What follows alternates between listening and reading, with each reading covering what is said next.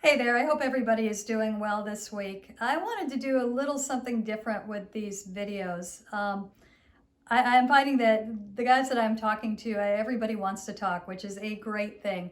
But I don't want to get too focused on what we are going through right now. I want to kind of take it a little bit away from that and give us a little break from that and get a little bit more into the stories, try and have a little bit of fun here and there, while all the while acknowledging that this is a very difficult time that we are going through, and the guys do indeed talk about it a little bit, but just wanted to have a little bit of a different tone, and it was good to see some of these guys smile in these interviews and have a little bit more fun with it. So on today's video, we've got 4 different interviews, and they're all a little bit different. I enjoyed all of them.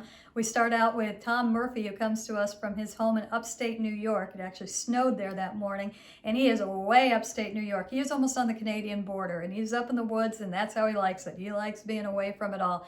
So it was fun to catch up with him in his element. We've all heard about this, had those conversations with him before, but he's home.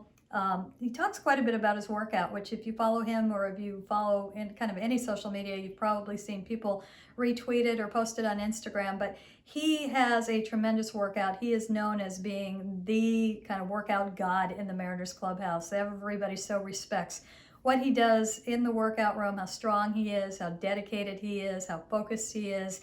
And he's not a guy that is usually so social media inclined, but he thought that during this time, this was something that he could give back a little bit, that he could put his workouts out there, and he lists everything and he shows videos that are sped up, but he wanted to make himself as a resource to people who had questions or wanted to know more about it and make himself more available in that regard. So it was neat to hear the process there, as well as how he came up with what he does and his thoughts on kind of the evolution of the baseball player kind of physicality and what they're doing. So that was an interesting conversation. He also got into the debate that I had with Mitch Haniger about robo-umps, and he's on the same side that I'm on, which is not surprisingly, seeing that he is a catcher, but also gave some more insights that I don't think that we've heard before.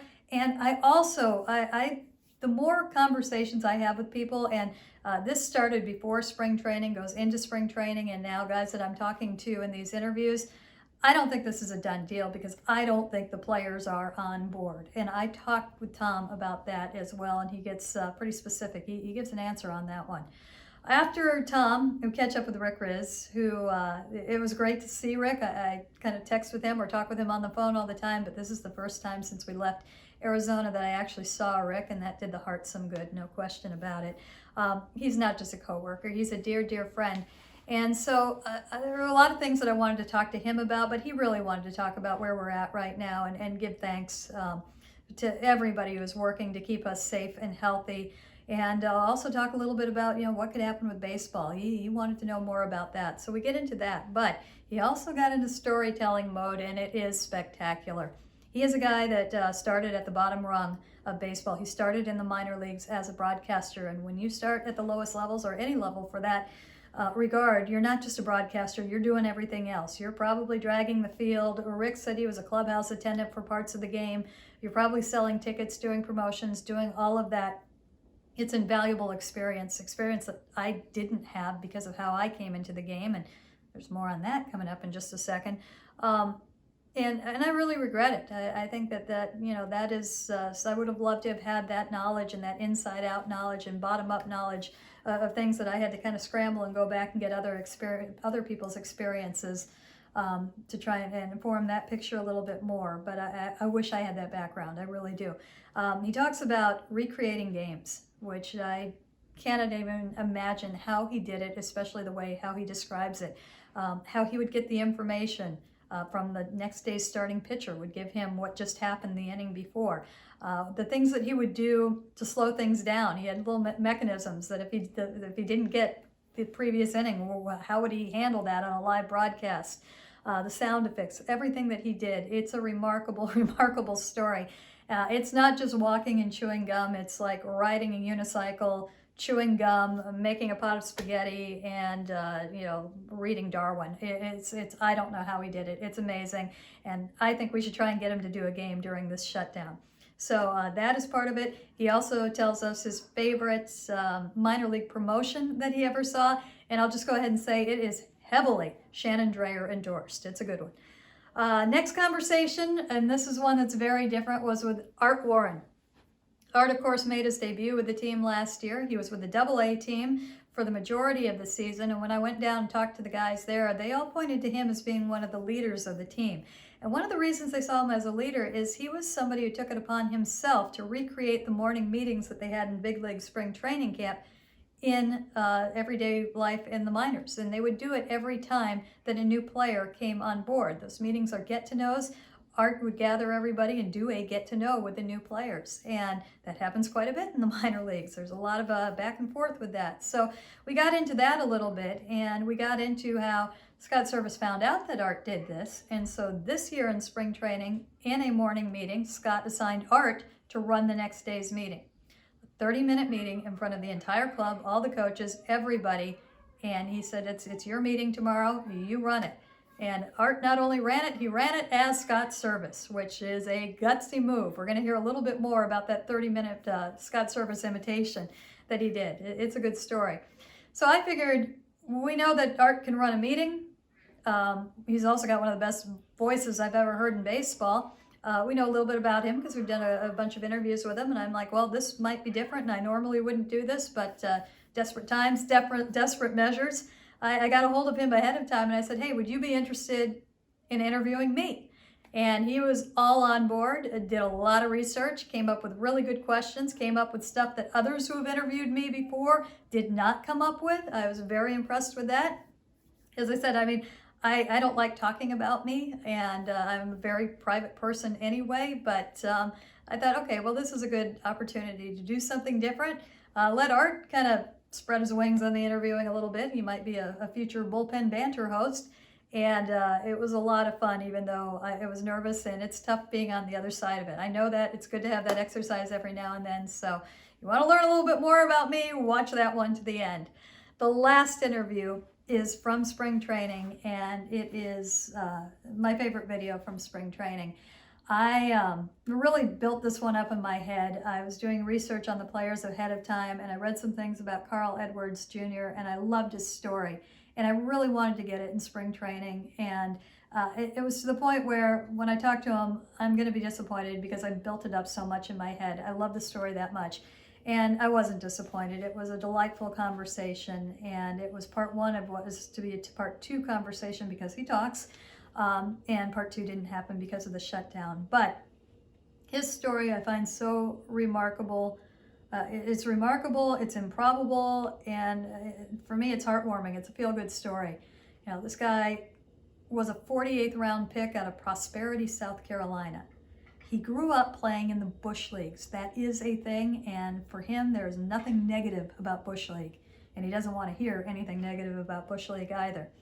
His family has just a rich history and love of the game, and there's joy in the way that he talks about how they played the game. And you know, he's also a guy that is 6'3", 155 pounds and throws 98. How did that happen? I mean, just so much there. I wanted to sit him down. He was very generous with the storytelling, takes you through everything. I love the story. I hope you enjoy it too. It's a feel-good story. I think that's probably the best way to put it. So again, Carl Everett Jr., we've got Art Warren and Rick Rizzs. Really nice stories from Rick Rizzs. But it all starts out with my conversation with Tom Murphy. Hope you all have a safe, healthy, and happy week. We'll talk to you next week. Well, Tom, it is great to see you. I was just joking, you got the winter beard going right now, and we've kind of been following along with what you have been doing and in this downtime. But go ahead and just tell us a little bit about where you're at right now and just how everybody is doing. Yeah, so I live in upstate New York. We're about half an hour, 40 minutes north of Syracuse, New York. So it's just above central New York, right off the eastern coast of Lake Ontario. And yeah, it's obviously some odd times here as well. You know, we live very rural. We don't have any neighbors or anything like that. So it's pretty easy for us to maintain a sense of, you know, normalcy, I would say, just because we're pretty used to kind of being out here on our own. You know, we're able to go outside and not encounter anyone. So it's nice for us because, you know, we are fortunate enough to live in an area where we're able to do all that stuff outside and not have to worry about really running into anybody. Did you get some snow last night? Last couple days we have. Wow. Yeah, it snowed at nighttime, and then usually around by noon, 1 o'clock, usually the snow is gone. I'm kind of looking out my back window right now, and there's just a little bit left in the shade. But yeah, it hasn't been anything crazy. It's just enough to remind you of winter, though. Wow, just such a strange time. And then to look out and see snow, I cannot even imagine. How are you doing with the little one, the 9-year-old in particular? Are you helping out with the schoolwork?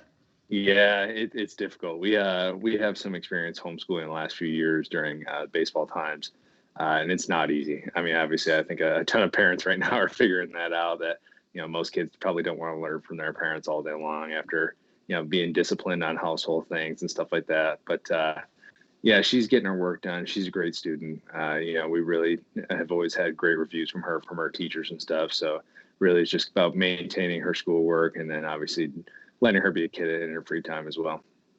Has she been doing any more critiques of your cartwheels or anything? We've practiced quite a bit. Thankfully, Grandma and Grandpa got us a trampoline last year for Christmas. So she's been practicing her back handsprings, which I'm obviously very far away from ever trying. So. Tom, I don't ever want to see that. Okay, the cartwheel's No, one thing, me the either. back handspring, that's another altogether.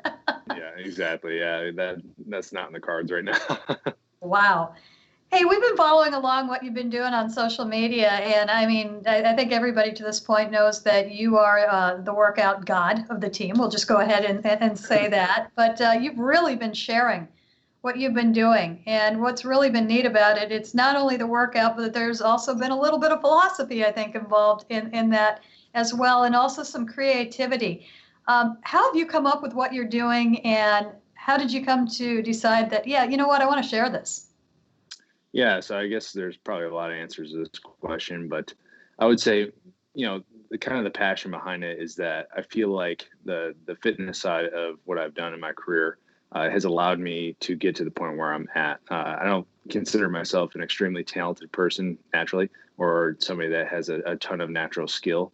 That takes a ton of work for me to acquire. But the physical aspect of the game is something that I've always been dedicated to since high school. And I think that's what's allowed me to buy time to allow my skill to catch up to where Major League Baseball players are at. So really, that's kind of been the forefront of my path to the big leagues, is that just being physically more capable than most people. And coming with that is an obsession. I went to college at the University of Buffalo. My strength coach was, I guess you could say, world renowned in the strength world. He trained at Westside Barbell, which is a very famous place in Columbus, Ohio. They routinely turn out the strongest people in powerlifting. And he really kind of started out my obsession with it, especially the research side of it. So really, I mean, ever since 2009, I would say I've just been cultivating, information and everything I could read about. And it's really just, kind of has accumulated to where, what you're seeing on social media right now. And that's, something I feel like I could share at this point. Obviously, we have a lot of downtime. That's really all I'm capable of doing right now, just because, I don't have a cage in my backyard. I don't have anything like that. So really, I'm going to exhaust everything I can right now and hopefully share some information along the way. Are people, kids in particular, like a lot of high school or college kids, are they kind of getting in contact with you and asking questions from what they're seeing? Yeah, so there's been some people. Obviously, I welcome all conversation about it. It's a passion of mine. I truly enjoy learning and reading and hearing other people's opinions about it. I think it's important for people to realize too, is that you can't just jump into these sorts of things. You have to kind of build your way up. There's something called a training age. Basically, if this is your first couple years in the weight room, I wouldn't suggest doing this sort of thing. There's a lot of other ththings that you can do in your free time to be more advantageous, and to kind of build your way up. But hopefully, people understand that, and they're just getting a little bit of a glimpse, and hopefully ask more questions. When you got into this, and you said you did a lot of the research on your own, and you had these wonderful resources too, what did you learn about baseball in particular and the unique needs of the sport? Yeah, so I think that's a very good question, just because I think most people are a little skewed about what it takes to be a professional athlete or a baseball player. I I don't suggest reading Muscle and Fitness and then going out and saying, okay, this is how I should train to be a baseball player. I truly believe that if you are able to sprint, throw a med ball, and do some plyos, you could be just as good as a baseball player as somebody that has an access to a gold chip. Just because you're training your nervous system, not the muscular system. And that's where our athleticism comes from, and that's where guys are going to get better. And hopefully my posts kind of help people understand that. The position you play too, I mean, I think that's probably the most demanding on the field, and you need the strength, you need the flexibility as well if you want to be able to do some other things than just be behind the plate. For sure. Yeah, I think that you've seen the build of the catcher evolve over time. You look at today's game, I feel like, you couldn't recognize them as being an outfielder or being a middle infielder, just because the demands of the game are much more challenging, and people are starting to really realize that. Along those lines, I had this discussion with Mitch Haniger a couple of weeks ago, and I was happy with the side that he fell on it. Just this talk about having the automated strike zone, the robo umps, I don't like it one bit because of what it does to the catcher, which in my mind is the most interesting position on the field and what I like watching the most. What do you think of it? Yeah, I think we're in the majority because I agree with you, and pretty much everybody I've talked to has agreed on the same premise that to me it just completely devalues what I do. You look at how catchers are graded in today's game. It's obviously very receiving heavy, and you take that away from the catcher, you take away that nuance, that art form, because it has become an art form of how much skill work goes into it and how much better guys have gotten at it. It just completely devalues the position, and all of a sudden you just become this wall back there that hopefully can throw out runners and block baseballs. And I don't think that's a good thing for the game. I don't think that's a good thing for the position. I don't think you'll ever be able to view the game in the same light if that comes into effect. Do you, and I'm right there with you, I mean, you're taking away an entire position, and no such change has been made, ever, I think, along those lines. You think most players feel that way? I do. I really do. I think if we had to break it down whether or not position players or pitchers would benefit it from the most, I think pitchers would benefit the most. I don't think some position players realize how much some guys are, given, that sort of thing. And you look at just kind of the hierarchy of the league. If you're a newbie in the big leagues, you're going to get more strike called against you as a hitter, as opposed to somebody that's a veteran. So in the bright spot of it all, I believe that could be maybe the most beneficial, is that it gives everybody the exact same strike zone.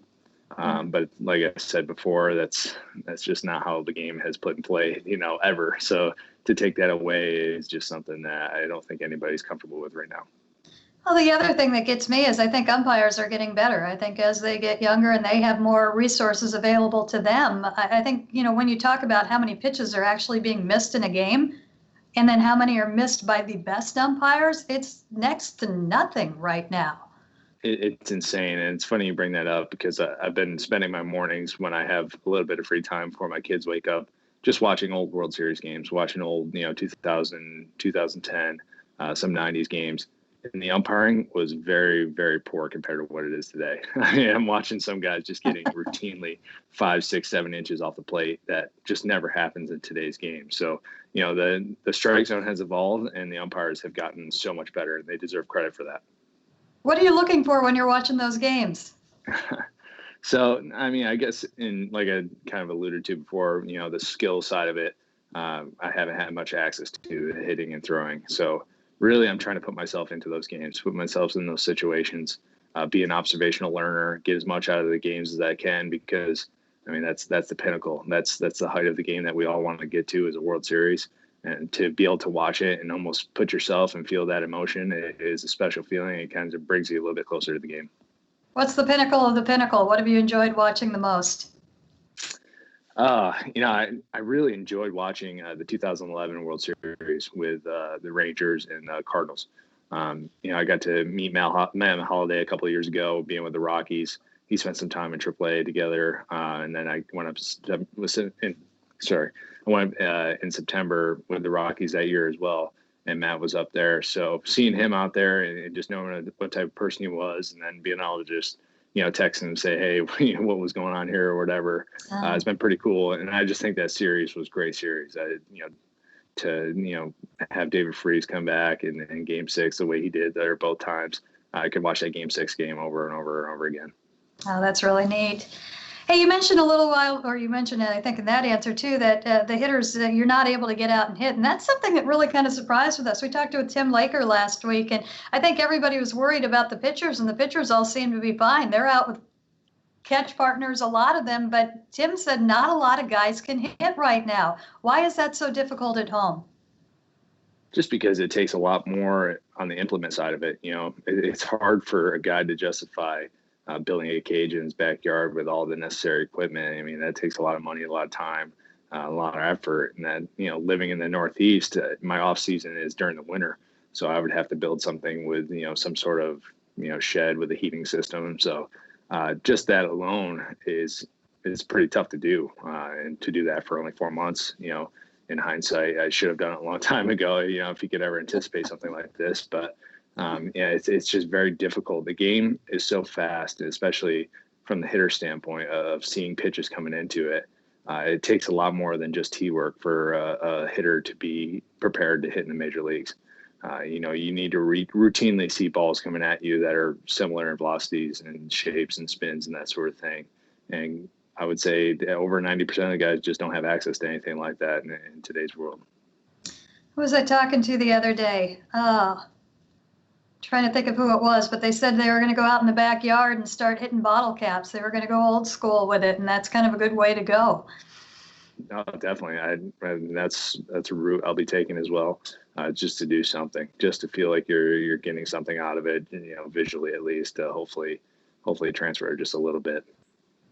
Let's talk about those pitchers. That was something that I think was one of the bigger surprises of spring training.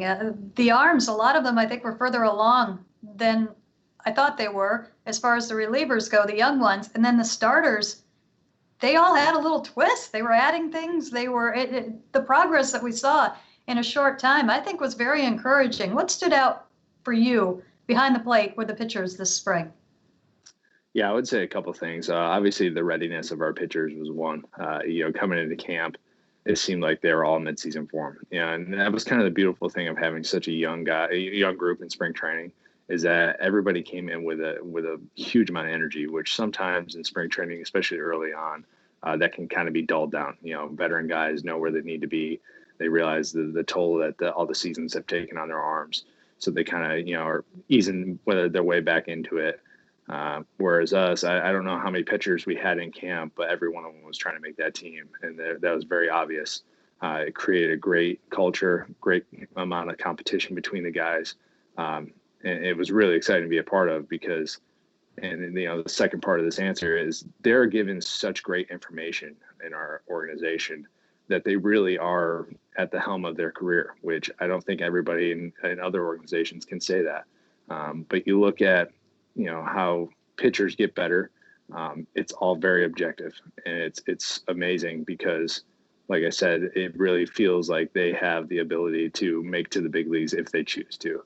And kudos to our organization for doing that and giving the guys the reins because, like I said, I'm not sure everybody has that privilege. How much new was added in that regard this year with the information? I don't really know, just because I wasn't here last spring training. I know during the season there was the same information that was available. That has been very clear since I've been a Mariner, is that they're not going to hide anything from you. If they believe that you can get better, or if they believe that you can look at something in a different light, they're going to give it to you, which is obviously as beneficial as anything for us as players. But just coming from previous spring trainings, this is much different than anything I've seen before. How much are you keeping in contact with coaches, teammates, organizational people? Do you guys talk? Do you Zoom? What do you do? Yeah, so we have our Slack app that allows players to have an open line of communication, allows coaches to have a separate channel to communicate with us as well. And then Carson Vitale also created a book club for us. So we meet every Friday. which just reminds me of The Office with the Finer Things Club. I don't know if you're familiar with that at all, but it cracks me up every time I sign in because I just think about Andy Bernard going in there. But no, we keep a very open line of communication in, separate webs, you could say. Us catchers have our own texting thread going on. So like I said, pretty much every avenue to be involved with somebody on the team is open right now. And that's, again, kudos to the organization for doing that. What are you reading? We just got done. Actually, well, this week will be our final week of Chop Wood, Carry Water, which is a great book all about the process. It's a book I've read before that was a great reminder, a great refresher to read again, and really applies to everything going on right now. What are some of the other things that you're doing right now that you wouldn't be doing if you were playing baseball? We obviously, like I said, we live in a very rural area, and I enjoy the outdoors as much as anybody. So as much time as we can spend out there and just kind of going to new areas, lands that my father and I hunt together. We've been out together a couple of times, just walking areas, figuring out new pieces of land. Those are the sorts of things I've never been able to do since high school. So some of the lines, just being home for Easter. Obviously, we didn't get together as a huge family like we usually do, but our parents were able to come out and just be a part of our kids' Easter egg hunt out on the outside, where we could distance ourselves and still kind of enjoy each other's time together that day. And then spend my birthday at home too. Same type of thing. My parents came out, we took a walk outside. So that was great. Just to be home to experience those sorts of things. Was definitely different than anything I've experienced in what has been a very long time now.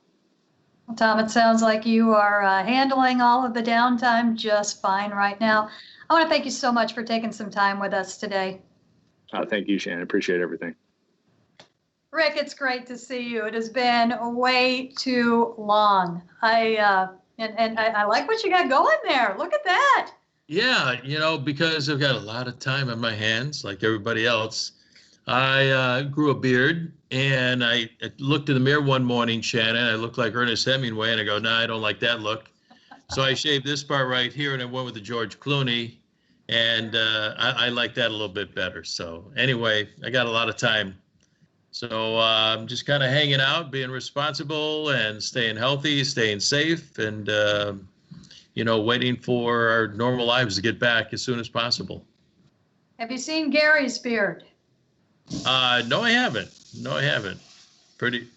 I saw it earlier, so it must be pretty bushy by now. It's he's looking like he's in the backwoods right now, but he's pretty proud of it. And then I am very, very concerned about Aaron's hair. Why? Well, it is such, it's his trademark, and he can't get it cut right now. So goodness knows what's going on. Yeah. With your broadcast partner right there. Yeah. Well, we got a lot of time on our hands, so we're growing our hair, we're growing beards. I've been doing a lot of cooking. I'm sure you have too, and just trying to figure out how to get through this as best as we can. But that's to stay home, stay safe, wear our gloves when we go out, and our masks, and wash our hands, and hopefully we'll get through this real soon. Hopefully we will, Rick. What have you been doing kind of to stay in touch with baseball in this time? Well, right now I'm watching a game between the Yankees and Tampa Bay from 2016 or 17. So I like watching the old games and listening to our games, on our flagship station, 710 ESPN, also on Root Sports. So that's a lot of fun. It's great hearing Dave Niehouse's voice again and listening to his play-by-play, because it brings back so many great memories, especially that 1995 season where we played those games, Game 4 where Edgar hit the 2 home runs, including the grand slam, 7 RBIs, and of course the double in Game 5 in extra innings. So I'm also trying to get as much baseball information as I can from our station, from the Major League Baseball Network, from MLB.com, from you. You're doing a great job keeping up on everything and interviewing guys, finding out, what they're doing. So, I'm trying my best to get as much information as I can, but there's not much out there. I know about the couple of plans that baseball has been talking about, possibly when things start to open up. But, in order for that to happen, we have to get healthy and really get a grip on the coronavirus. But the plans sound interesting. I'm curious to find out what you think about it, going to Arizona and starting the season down there and kind of isolating all the players and the teams and making sure that everybody associated with the idea is healthy. So I'm just trying to get as much information as I can on a daily basis. Yeah, I think we're all trying to do that. And I think that as this goes on longer and we learn more, I think we are kind of coming to a realization that this is the way it's going to be for a while. And so this idea of just sitting back and waiting until everything normal, you can't, I don't think baseball is going to do that. I think it's going to have to adapt to the situation. And I think that, obviously first and foremost is public health. And you've got to have enough for the masses before you can take care of the baseball, although there is a lot of call right now for we need baseball. You're hearing that more and more from, even different governors in this day and age. But you've got to have the proper protocols in place, and you've got to make sure that nothing is at the expense of the public. It's all about the greater good right now. But when they talk about, isolating all of baseball in one place, some of the arguments I heard to that were, well, the players would never go for, all their life would be going to the hotel and going to the stadium. Well, that's actually adding something to your life right now at this point. So I think that, right now everybody's stuck at home. Players I talk to, a lot of them want to play, but of course they want their families with them. Exactly. So that's something that would need to be worked out.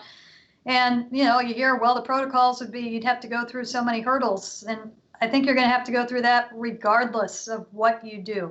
And so to me, maybe it would be one terrific test case to see, can we pull this off, and other industry and whatnot could follow.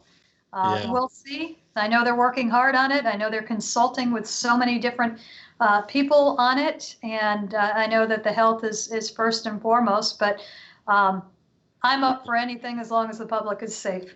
Exactly. I want to get back. I want to get back in a broadcast booth. I want to see a game. I want to broadcast a game. The fans want to listen to games on radio and watch on TV. But the most important thing is we have to take care of our responsibility. That's stay safe. That's to stay healthy and stay indoors right now. And, I go on my little walks, but I make sure I'm a good distance away from people. But that's first and foremost is our health, the health of the public, before we can really get together. Hopefully one day we'll have 30 or 40,000 people out at T-Mobile Park. That's what I really want to see. So in the meantime, we have to listen to the scientists, the doctors, and how about the new heroes that we have right now, Shannon? The doctors, the nurses, the EMTs, the paramedics, all the folks that work in the nursing homes, all our caregivers. We have a new set of heroes like we found out back in 2001. We knew those guys are heroes and ladies, from the police departments and the fire departments.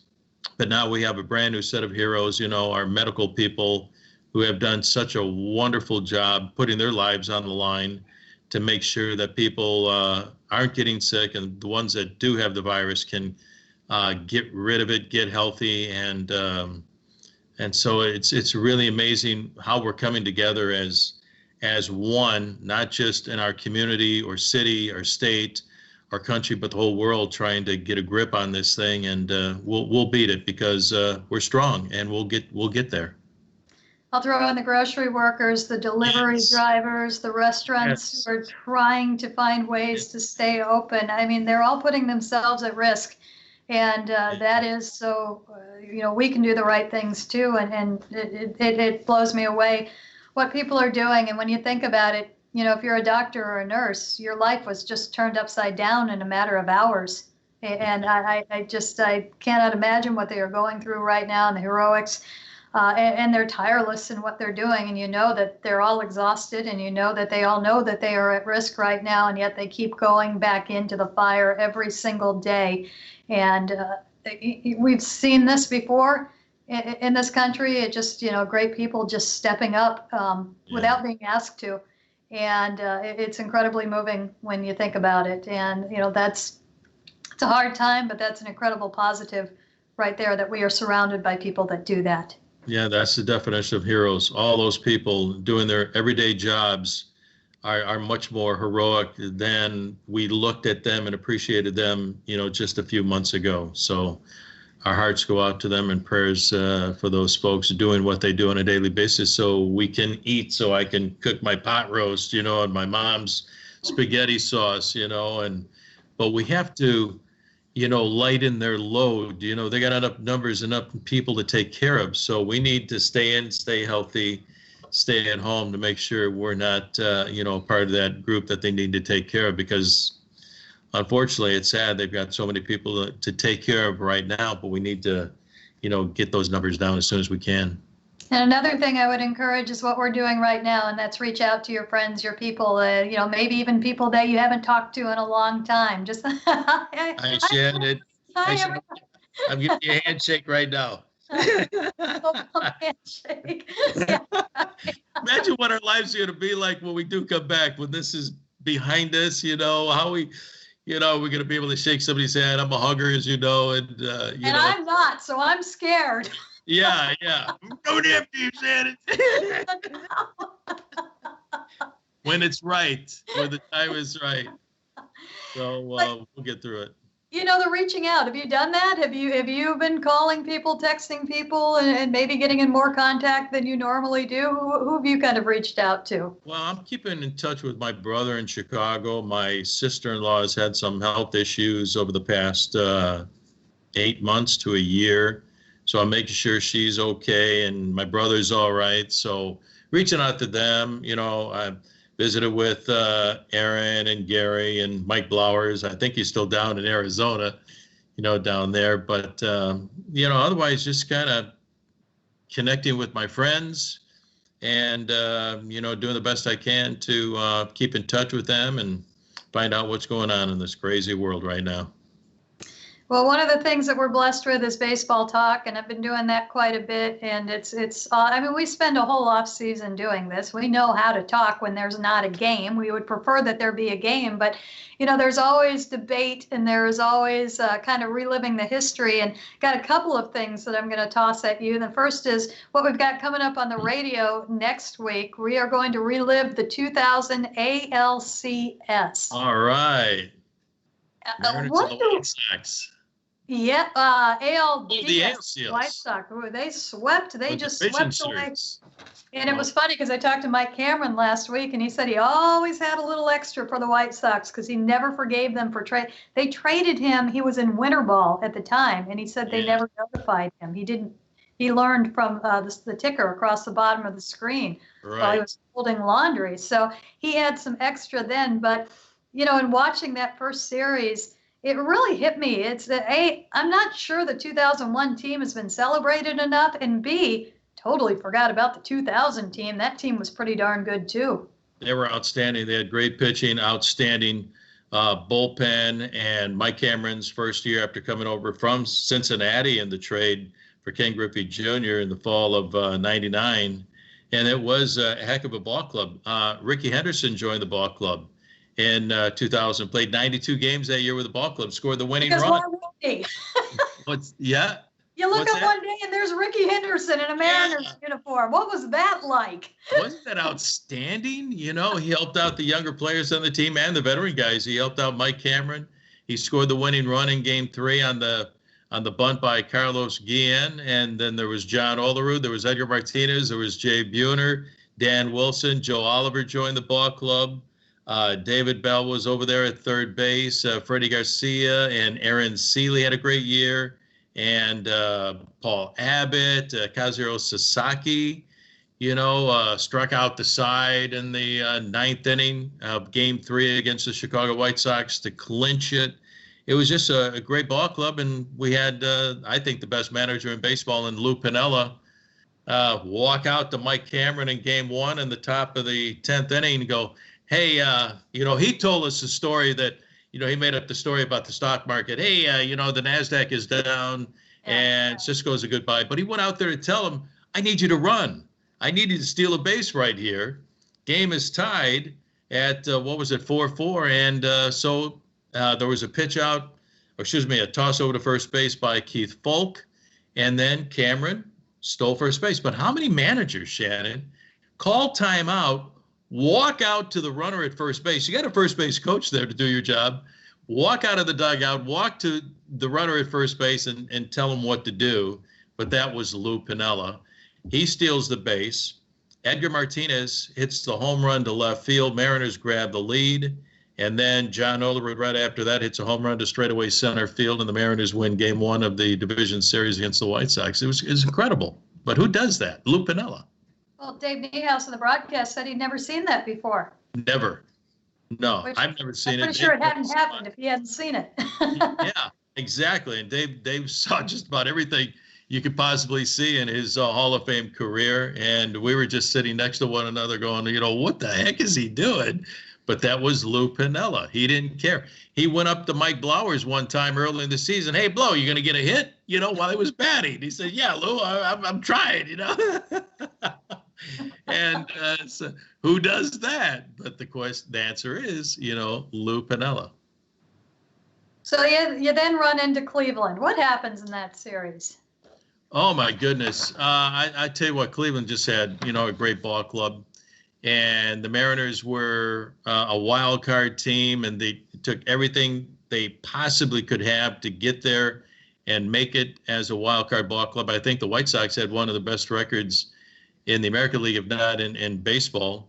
But Cleveland is just, a powerhouse, and it's, it was really a tough ball club to face after playing the White Sox, and we ended up playing the Yankees, right? It was the Yankees in 2000. Oh, you're right. I mean, you're off. That was, yep, it was the Yankees. It was the Yankees. Yeah. We ended up playing the Yankees, and we lost that series, the American League Championship Series, in 6 games. And, the Mariners just, put everything on the field that they could possibly had. They played their hearts out that year, and the Yankees were just, a little bit too tough.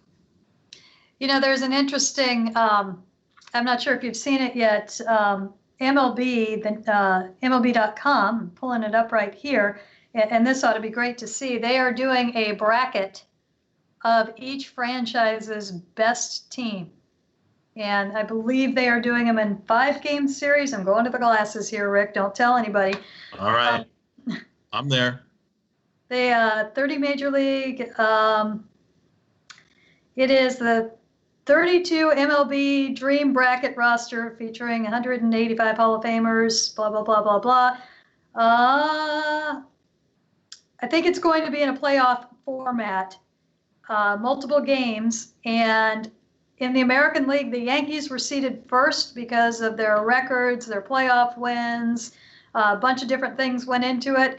And their first round opponent is the Seattle Mariners, which, I mean, we saw some great battles between those two teams. But when you look at the all-time teams, I'm going to give you the all-time team for the Mariners and then give you the all-time team for the Yankees. You tell me what you think, okay? All righty. For the 16th seeded Mariners, your catcher is Dan Wilson. Yeah. Your first baseman is John Olerud. Brett Boone is your second baseman. Your third baseman is Edgar Martinez. Your shortstop is Alex Rodriguez. Jay Buhner is in left field. Ken Griffey Jr. in center. Ichiro on right. Nelson Cruz is your DH. You have a bench of Harold Reynolds, Alvin Davis, Kyle Seager, Mike Cameron, Adrian Beltre, and Mike Zunino. Man, give me that club. How about the pitching staff? Your pitchers are Felix, Randy Johnson, Jamie Moyer, Mark Langston, Freddie Garcia, Hisashi Wakuma, Eric Hansen, J.J. Putz, Edwin Diaz, Arthur Rhodes, and Kazuhiro Sasaki. Oh, man, I got to throw in Norm Charlton there, too, for what he did. But, yeah, that's a heck of a ball club. I love that team. I could win a whole bunch of ball games, with that ball club. And they're ranked 16th. That team did. Yeah, they're ranked last, but that's historical. They still put up a heck of a team. So they're going to be taking on the Yankees. And that, of course, is a team with a bunch of guys whose numbers are retired. Your catcher is Yogi Berra. Your first baseman is Lou Gehrig. Yeah, that's kind of tough. Okay, all right. Your second baseman is Tony Lazzeri. Yeah. Your third baseman, he's playing for both sides. A-Rod is the third baseman on the Yankees, the shortstop on the Mariners. He's going to be tired. Yeah. Derek Jeter is the shortstop. Mickey Mantle in left. Joe DiMaggio in center. Oh, good grief. Babe Ruth is in right. And Reggie Jackson is your DH. Your bench is Don Mattingly, Robinson Cano, which is, well, I guess he was with the Yankees longer. How does he make one team and not the other? Roger Maris, Greg Nettles, Paul O'Neill, and Bill Dickey. Your pitchers, Whitey Ford, Andy Pettit, Ron Guidry, Red Ruffing? Yeah, Who's Red Ruffing. He was a great pitcher back in the 1930s, with the Yankees, and maybe the late 20s, but outstanding pitcher for many, many years. One of the great pitchers in the American League for a long time. We'll have to go learn more about him. Lefty Gomez? Yeah. Wade Hoyt. Yeah. Wade Hoyt. And of course, Became your a buddy great broadcaster with the Cincinnati Reds. What? Mel Stottlemyre. Oh, my buddy. Yes, he's on the team. Yeah. He's on the team. The Yankees weren't so good back in the 1960s, 65 to the late 60s. Mel Stottlemyre was a star in that ball club. He won 20 games a couple of times. And yeah, he pitched a ridiculous amount and was fantastic. Mariano Rivera, of course, Dave Righetti, Goose Gossage, and Sparky Lyle. Wow, that's a heck of a baseball team. Babe Ruth, Mickey Mantle, and Joe DiMaggio in the outfield. That kind of trumps pretty much everybody, right there. But that'll be fun to watch. Yeah, every team. It's got their best at every team, and they're going to, I guess, simulate it. And this is something I'm looking forward to. Yeah, I wonder how they're going to do that, how they simulate the ball game. And I'd like to do the play-by-play of those teams. Oh, there you go. That would be awesome. Here's the Bambino, Freddie Garcia already. Here's the windup in the pitch. That would be a really fun game to do. We ought to do that sometime. You've done that before, haven't you? Well, I recreated when I was in the minor leagues, when I was in Amarillo, Texas for 2 years in 1976 and 77. We didn't travel to save some money. And I would start the game a half an hour after the game started, say in El Paso. And then I tried to stay about a half an hour behind the ball game because our starting pitcher the night before, we paid him $10, was in the press box and would just give me the basic information, 6-3, fly out to 7, single, strikeout. Then I would make up everything else. So yeah, I did recreated games for 2 years while I was in the minor leagues. It was a lot of fun sitting in the studio running the crowd noise tape. So that put everybody at the ballpark. Then at spring training, I recorded on my cassette recorder the bat hitting the ball at spring training. Then I recorded it over and over and over again onto a cart. So every time I hit the cart, I would have, the bat hitting the ball over the crowd noise. Then I'd have cheering, if something good happened, but it would have to be for the home team, which was the team we were playing. And so I had to engineer the game and broadcast the game, at the same time. So yeah, I did that for 2 years. It was fun. That is amazing. Did you ever totally lose your mind trying to do all that? Yeah, sometimes. The problem was when I would get too close to the ball game and I needed some information. So I had to, really try to slow things down. But a couple of times, what I did? I made it rain one time. I had the power to have a little rain delay. We got a little shower coming in from the left field corner, so I made it rain for about 5 minutes so I get some information, to do some play-by-play.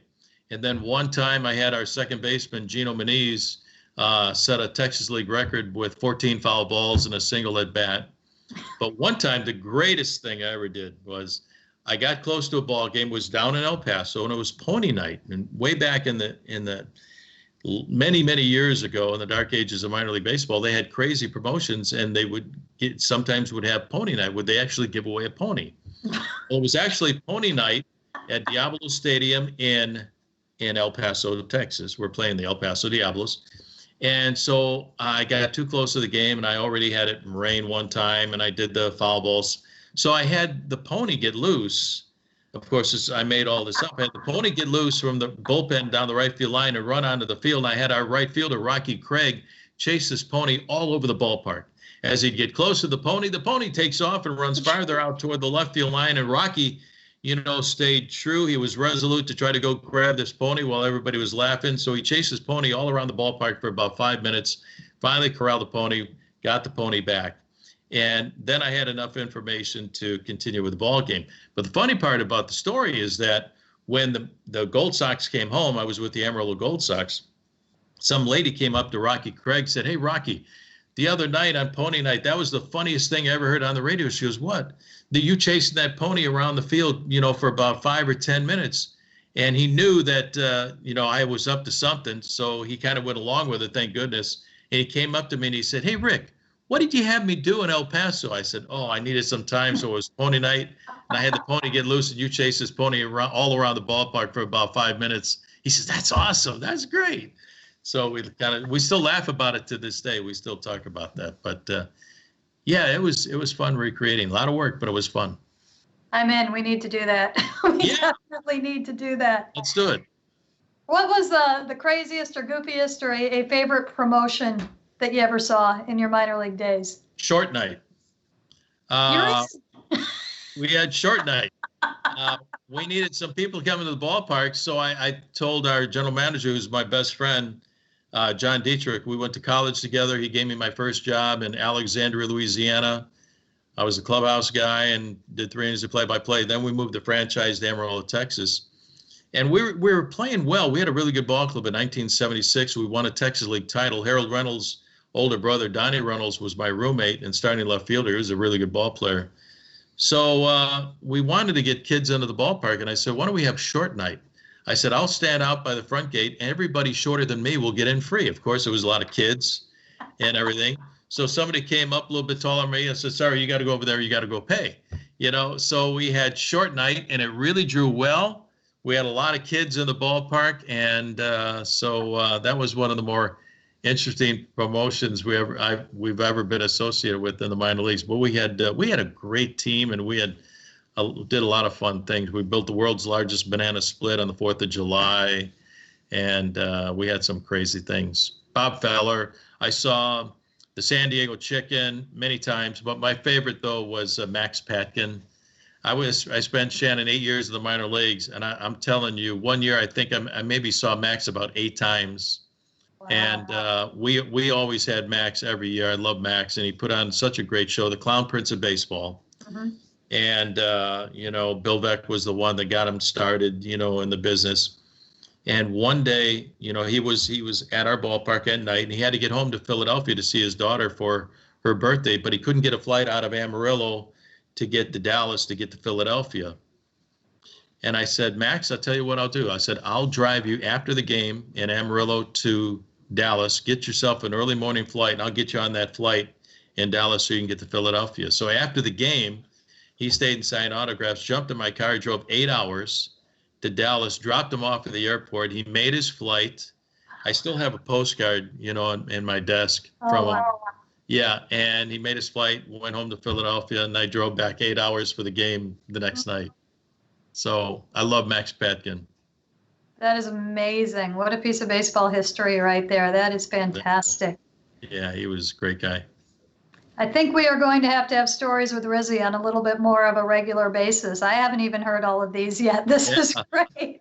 Well, you're bringing up the minor leagues, and 8 years in the minor leagues, you run into a lot of interesting people along the way, managers that I worked with, and different players, wacky players, talented players that, eventually made it. We had a left fielder when I was in Columbus, Ohio, by the name of Don Mattingly, because our first baseman was Steve Balboni and Marshall Brandt, two really good.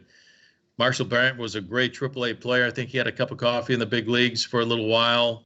And Steve Balboni was an outstanding player, but there was no room for him at first base. But then when Balboni went up to play first base, and we got Donnie as our first baseman and became one of the best first basemen in the 1980s and early 90s. Played his last game in the Kingdome in the 1995 American League Division Series when Edgar hit that double. That was Don Mattingly's last game in the big leagues. Great guy, never changed. never changed one bit. I love Donnie. Oh, wow. Wow. That's absolutely fantastic. Hey, before I let you go, I got to ask the question that I always ask you these days. What's for dinner? What's for dinner? Well, last night I made sauteed salmon with sauteed Brussels sprouts, and I baked a sweet potato with Jack seasoning in it, wrapped it up in aluminum foil, and baked it for about an hour and a half while I got the salmon ready and the Brussels sprouts with Jack seasoning on that and the salmon. I love my Jack seasoning from Jack's Grill with 3 locations, Issaquah, West Seattle, and Laurelhurst. A little plug for Jack Grill.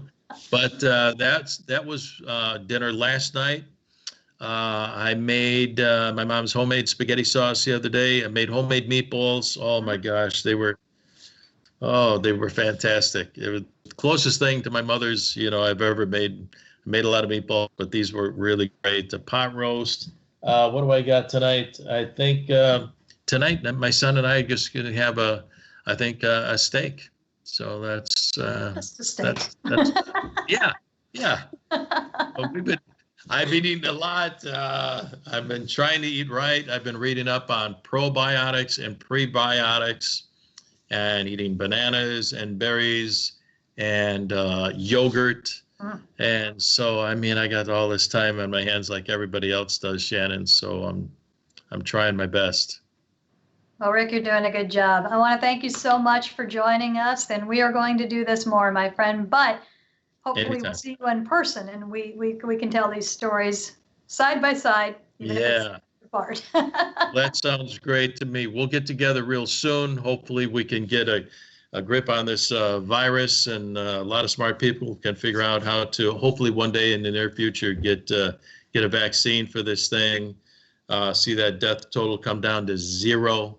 The people that are sick with the virus get healthy, get well, get out of the hospital, be with their loved ones, and get our lives back. And hopefully you and I will see each other real soon at a ballpark, play a baseball game in front of fans, and that's what the goal is. In the meantime, looks like we're going to have a plan, hopefully, to bring back the game in some shape or form. But I just want everybody to stay healthy right now, do the responsible thing, and wash your hands for 20 seconds, and wear your gloves and wear your mask when you go out, and take care of yourself. It's great to see you, Shannon. All right, Art, good to catch up with you. It'd be better to catch up with you on a baseball field right now. But hey, we're doing the best that we can right now, and it's been interesting to reach out to people and see where they are, and just tell us where you're coming to us from right now. I'm in Ohio, back home with my family. I was in Arizona at the time, that we were told about the coronavirus. And I know a lot of people took off, and I was one of the guys that kind of hung around there for a little bit with some teammates as well. And it got towards the end of March, and I decided to head home for the foreseeable future. So I'm back home in Ohio now. It's a little cold. It's been snowing in the mornings, and then the sun will come out now. So it's kind of odd weather here. I just talked to Tom Murphy. He's dealing with the same thing in upstate New York. It's not your typical April, it sounds like. No, we're used to Arizona, that's for sure, this time of year. But I think from more of the Midwest to the East Coast, we're kind of dealing with all the same, where we get sporadic snowstorms, and then it's sunny. So it's just kind of hard to get a read of the weather around here. Hey, you played in that Sandlot game before you left Arizona. What was that like? It was pretty cool. It kind of felt like, a lot of people ask me that question, and I say, it felt like a backyard baseball game with a bunch of Ohio kids. Derek Dietrich's from from the Cleveland area.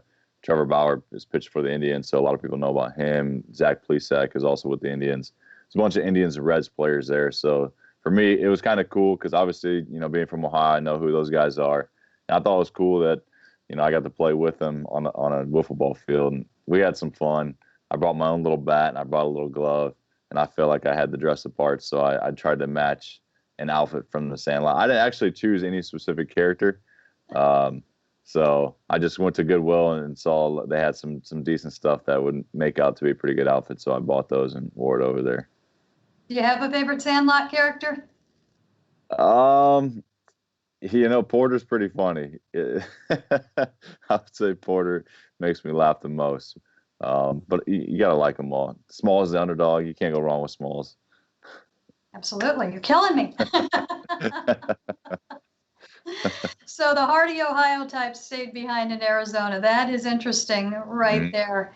What have you been able to do? We've talked to a bunch of different people as far as are you able to get out and play catch or do anything right now? Yeah, so my fiance bought me a net. I think a lot, there's a particular net that's kind of going around all of baseball right now. I think a lot of the girlfriends and wives are sharing it amongst themselves, and a lot of us are getting them in return. So there's a net that I've been throwing into, and then like for the hitters aspect, they have a net for the hitters as well. So I've been throwing into that. I've been able to get outside, and I've been able to get into a gym and work out a little bit. So I've been trying to do the best I can in terms of that.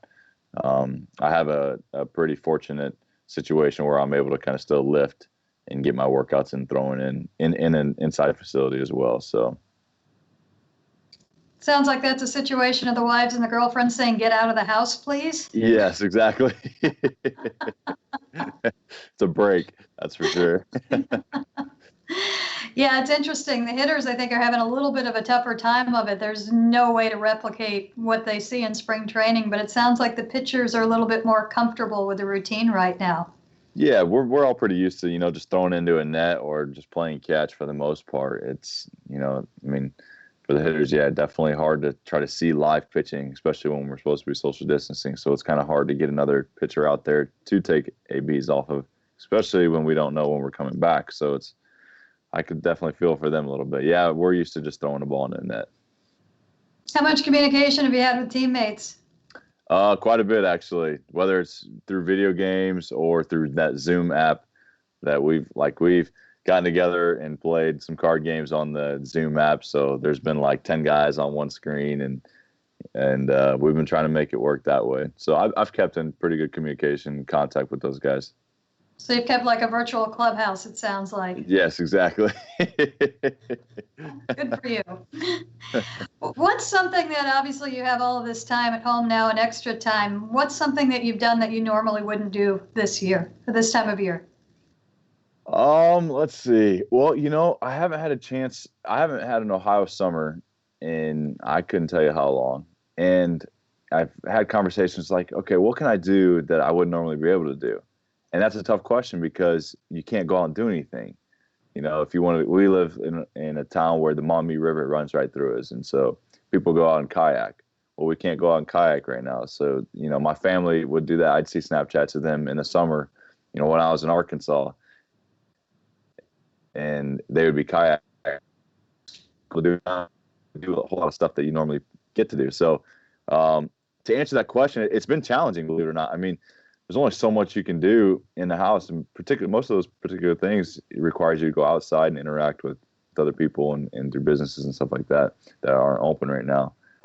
For me, though, to answer that question the best way I can, I've been playing Guitar Hero a lot. So I don't know if that's something I'd normally be doing, but I've been playing Guitar Hero and getting back into that. So. And are you a virtuoso now? Am I what? A virtuoso now in Guitar Hero? No, I am not. Well, I've got something for you. When we did the interview in spring training, this was hard to believe. You said you know exactly one song. I think it's time to learn a second song. Singing. Me? Yes. I know. You want me to sing a song? I said you need to learn another song. Oh. If you're up for singing right now, I think everybody would be up for the entertainment. But I was just absolutely shocked. You said you knew one song. It was something you learned for karaoke on the bus, and that was it. Oh yeah, I think what the song is like it's the one where it goes like, "Baby, lock them doors and turn the lights down low." I think it's that one. I just sing that chorus over and over again. That's the extent of my singing career. So whoever's listening, don't be getting the ideas. Saying you've got time. I think you can go to work on that. Work, I hit my high notes. I can hit the low notes. So I can't really get into that next category there. We know this has gone way too long if you come out of this with a falsetto. That's all I'm saying. Hey, we talked about this actually quite a bit. I think we talked about it when you were in AA, and we talked about it in spring training. But when you had that great group at AA last year, a lot of people talked about you taking the time and the effort to try and recreate what you had in spring training and big league camp the year before. And you were running clubhouse meetings or get-to-know meetings with the young guys. What did those look like? Yeah, so when we had new guys filtering in, mainly in the second half of the season, we had some turnover in the roster, and we wanted to get an idea or just a better understanding of who our new teammates are going to be. And a lot of these guys are going to be younger guys that are coming up. So the Logan Gilberts, the Kyle Rileys, Kellenics, they're all coming up and younger guys, that are with our group. We're a lot of anywhere from 23 to 26-year-old guys, and these guys are anywhere from 19 to 22. So what we did is I was talking to Justin Dunn about it, and we were like, okay, we can have a small, quick meeting that we don't mess up anybody's routine, a 5-minute meeting, and just gather the team around right after BP. And so we'd come and get together in the clubhouse, and I would ask them like maybe 5 minutes worth of questions or just like a 5-minute interview, just so we could have a better understanding of who the player was. What it looked like is I would call the whole room around, and I would stand there and I would say, all right, like so-and-so, for example, Logan Gilbert, can you stand up? Can you introduce yourself? Can you tell us where you're from? What are some of your hobbies? X, and X, where'd you go to college? Where'd you study? This, and that, just so we can try to interact with them and somebody can find some type of correlation and kind of make them feel a little bit more comfortable too coming to the clubhouse. So that's kind of what that looked like. And then I think when you got to spring training this year, you still had the morning meetings. Yes, we did. And then Skip made me run one meeting. So he had heard about that as well in Arkansas last year. And so he made me run one meeting. And it sounded like Skip got more than he bargained for, because you did not run that meeting as yourself. No, we had to do it right. And so I figured, how can I make these guys laugh and enjoy it? Because like I said, I'm used to just a 5-minute, like very like brief, relaxed setting meeting. And so I'm like, okay, if I have a 30+ minute meeting, how can I go about entertaining the room? And so, and just from when I was in Big League Camp in 2018 and watching Skip a little bit this year, you kind of pick up on his mannerisms. They're very similar. I mean, he's like a robot sometimes when it comes into the room. It's some of the same things, whether he's dragging a chair or, he's taking his glasses off when he goes to prove a point. Stuff like that you pick up on. And then, he's always got his pen. So I just kind of picked up on that and just try to mock him as much as possible. And the guys liked it. So it turned out really, really well. I think he got a kick out of that too, but did you have any second thoughts? Were you nervous at all about doing that with your manager? Absolutely. I was sweating. My pits were sweating when I was in the trainer's room. Like, you try so hard not to be late. And this time I was trying to be late. And so I was already nervous. I could hear the room like rumble a little bit, and then they quiet down at like 9 o'clock, and 9:01 came by. And that's when I walked in, because sometimes Skip will come in late. So, and then a couple of times where I mocked him a little bit, I had to like turn back and look at him like, hey, was that okay? Or is that too far? So I was definitely nervous, but judging the room and the vibes around the room, like I felt like I was doing a pretty humorous job in staying within my means. And the best part was you hit him in the pocketbook too, which is something that he does in meetings. Yeah, he enjoys making some of the older vets pay for stuff, and he gets a kick out of it. You can see he likes it. So I thought it'd be pretty funny to try to get him back. It ended up being a whole debacle, challenging to get tickets, but I guess it was only fitting. He had to kind of endure what the players go through. Oh, that's fantastic. I heard nothing but rave reviews for that. So a lot of fun was had. And that kind of brings me to when I was thinking about talking to you, we want to do some things that are a little bit different. I know people are a little bit bored. I thought maybe we would just flip the switch. And if anybody could pull off an interview the other way, I think that might be you. So here's your big chance, Warren. If you want that career when you are done pitching many, many years from now, I'm going to let you, and I've never done this before, and I absolutely hate it, but I'm going to let you interview me. Perfect. This is that moment down the road where people are like, hey, how did you become this, and that? And I was like, well, it started with Shannon back on Skype. During the coronavirus. So I got a little bit of information about you. I got some notes. I got my pen. The only thing I'm missing is my glasses. I'm skipping. No. So for starters, Shannon, can you talk about where you're from? Just for the casual fans that are listening and will listen, can you talk about where you're from, where you grew up, and I see you graduated from UW. Mm-hmm. So after you describe how you like where you came, where you're from, where you grew up at, can you describe what it was like going through college to get your degree to lead you to where you're at now? Okay. I'm from a lot of places. I was born in Bitburg, Germany. My dad was a fighter pilot, so I was born on a base and lived on the East Coast in my earliest years. And he got out of the Air Force and went to work for General Electric, and they sent us to Singapore for 5 years. So I was there from when I was 7 until 13. And then the company sent us back to the U.S. and dumped us in a small town or a mid-sized town called Normal, Illinois. Okay, And, Midwest. yeah. And that was culture shock for me. Yep. I did discover the breaded pork tenderloin sandwich there, which is the best thing that has ever come out of the Midwest. Went to high school in Illinois, and when it came time to pick a college, I wanted to go to a school that had good sports and in a city where I could go to a ball game at any time. And I picked the UW because my mom was kind of from out here. She came out her senior year when she was in high school and went to Western Washington. And this was almost tragic, Art. When it was time to apply to a college, and this is way before the internet, I got all these packets and things, and you're going through all that stuff, and you take your test, and I have the applications in front of me, and my mom's pushing me towards the state of Washington. And I asked, okay, you've got the University of Washington and WSU. Is WSU close to Seattle? She said, oh, yeah. It's all the way across the state. Is it? In the middle of a wheat field, which is good, too. Being from Illinois, I can appreciate that. But it would not have been able to hop on a bus and go to a ball game. And the reason I ended up going to the UW, because I almost went to Wazoo because I didn't like the UW colors, was because the University of Washington's application did not require an essay. And so I'm like, Wazoo did, I'm out, don't want to go there, sent my stuff to the UW, got in, and just came out sight unseen. And it was exactly where I wanted to go. That's awesome. As far as how I got to this job, college had nothing to do with that whatsoever. I was a psychology and a drama student. Okay. So you're an actor or actress. You're an actress. I did that for a while. Okay.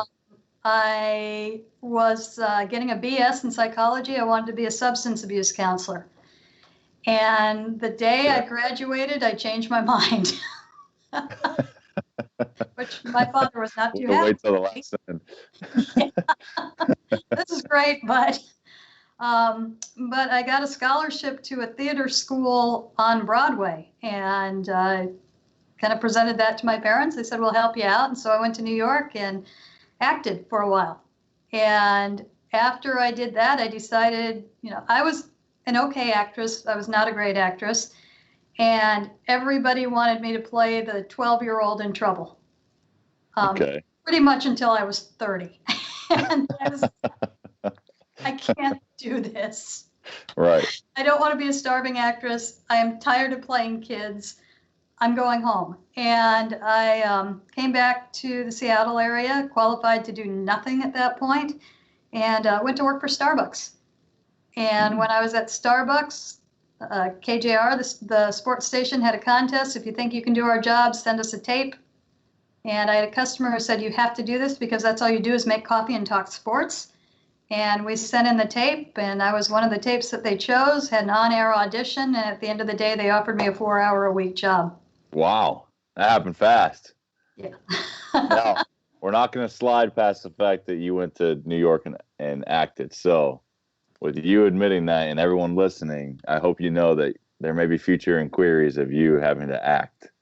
So I could see like Ryan Divish asking for you to perform something. So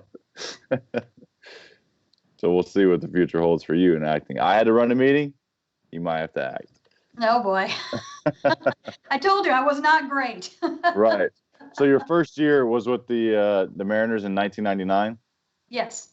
And so you were there for the 2001 record-breaking season. Yes. That was your third year in? Yeah, not doing what I'm doing right now. I didn't start doing and traveling until 2003. So I was still very much, I just won the contest, and I was like the third person on the post-game show. But I was in the Kingdom. I was doing post-game show, or helping out with post-game shows, learning the clubhouse, learning the ropes. And in 2001, I was there for a lot of that season.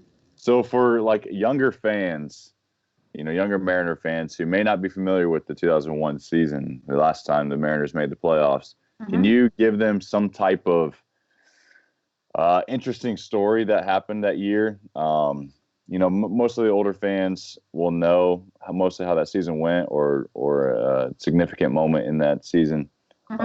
Is there anything that you remember specifically that might stand out about that particular year that may be interesting for a younger fan to hear about? Well, there were a few things. Nobody knew what that team was going to be heading into that season. Obviously, that was Ichiro's first year, and there were a lot of question marks. And back then, he was the first Japanese position player to come over and play in the U.S. And there were a lot of people that thought, well, they don't really play baseball over there. The pitchers are one thing, but a hitter coming over here, that's not going to work. And he obviously proved them all very wrong very quickly.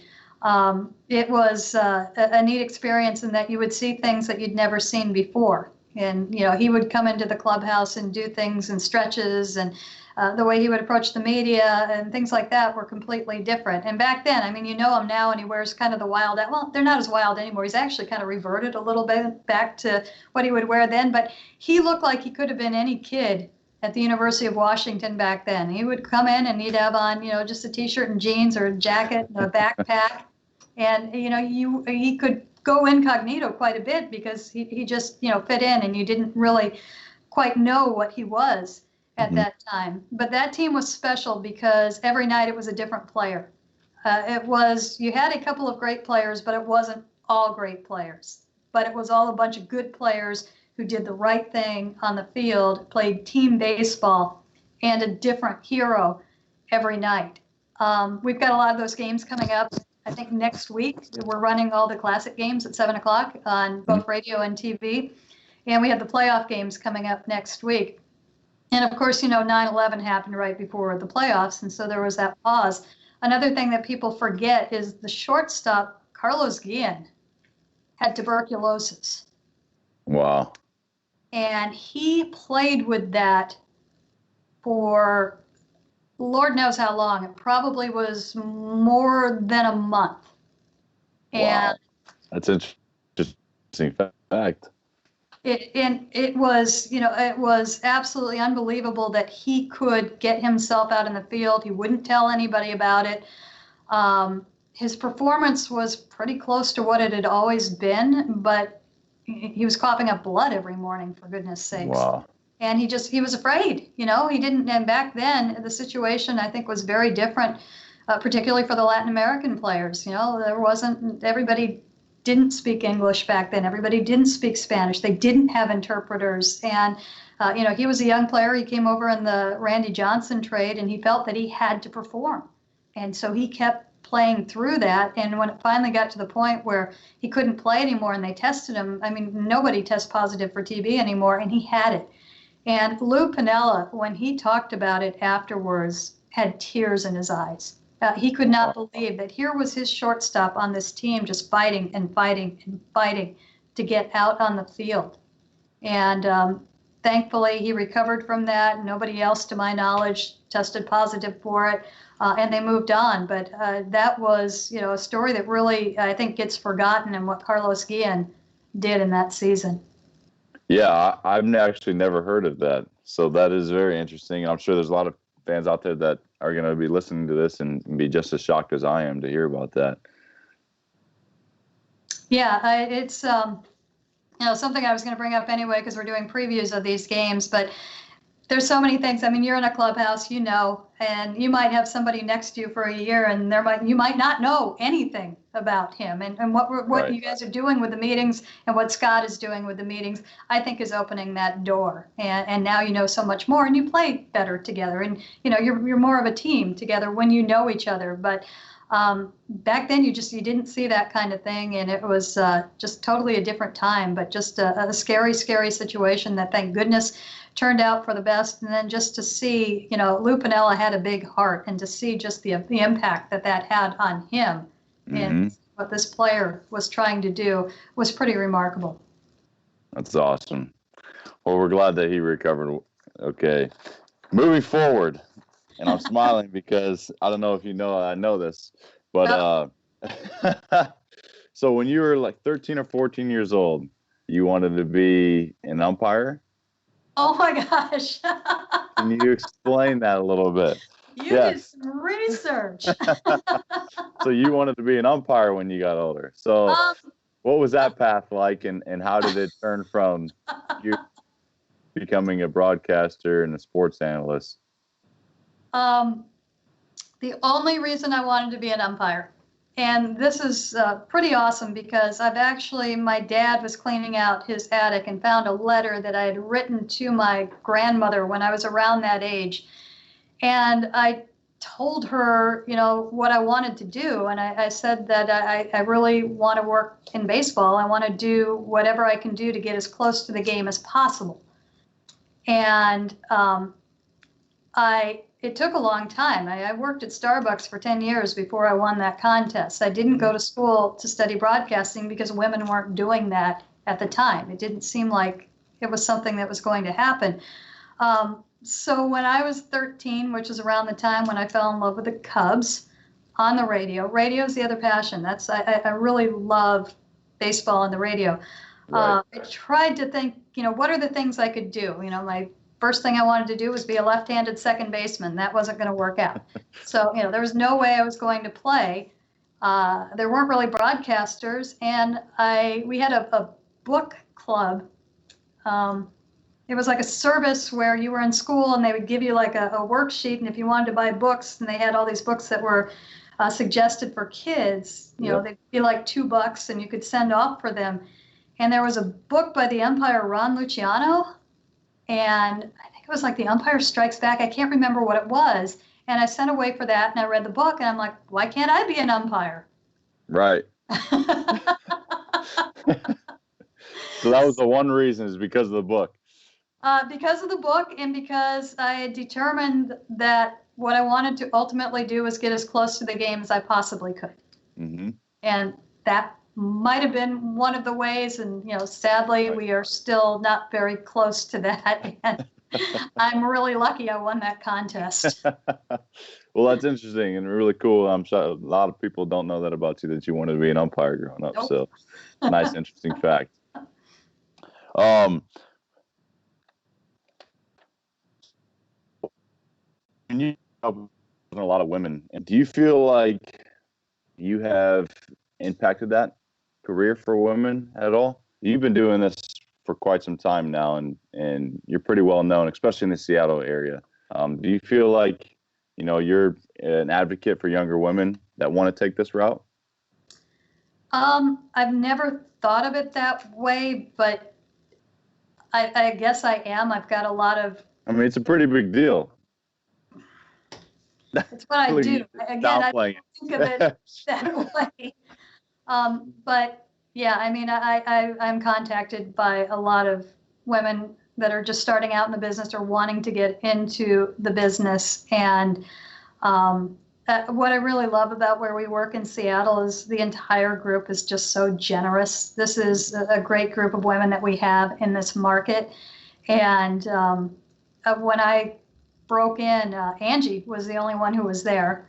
And she has always been just such a huge advocate. And I think in a lot of different situations, women can get really competitive, and that doesn't happen here. And she didn't, she was secure in where she was at the time, and she was always helpful and kind of set that example. And, for me, I think that everybody should blaze their own path, and I don't think you should ever make excuses for why you can or cannot do something. But I think that everybody needs a push, needs encouragement, needs advice along the way. So I do everything that I can to help when approached or when I have the opportunity to kind of talk about it.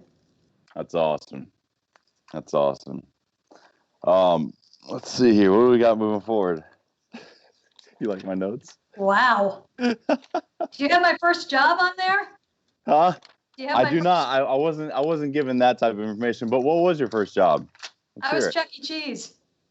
Chuck E. Cheese. I was Chuck E. Cheese. At the like what? Chuck E. Cheese is like it's a restaurant. They have the playground and all that, right? Yeah, I was the mouse. Chuck E. Cheese. I love Chuck E. Cheese, though they always rip me off on my tickets, and I feel like you play the games and you get X amount of tickets that come out. Right. Well, you're a pro. You're not supposed to.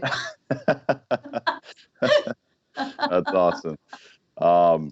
Let's see. Well, I guess we're changing subjects here. How have you been adjusting with this whole coronavirus? Like, how have you been kind of making do with staying inside or social distancing? Are you trying to reach out to a lot of players through Skype as well? Mm-hmm. I'm doing everything that we are supposed to be doing right now. I am staying inside. I am encouraging everybody in my family to stay inside. And I am, baseball is something that what we do, I think we're equipped for it. We have a whole off season where we don't have baseball and we talk quite a bit of baseball. Hot stove season is all about discussion and debate and going over moves. And while we don't have moves right now, I think that people do like to talk baseball. And so rather than talking about the moves, you guys have been fantastic. We've been reaching out and talking to you guys and getting more stories and learning more about you.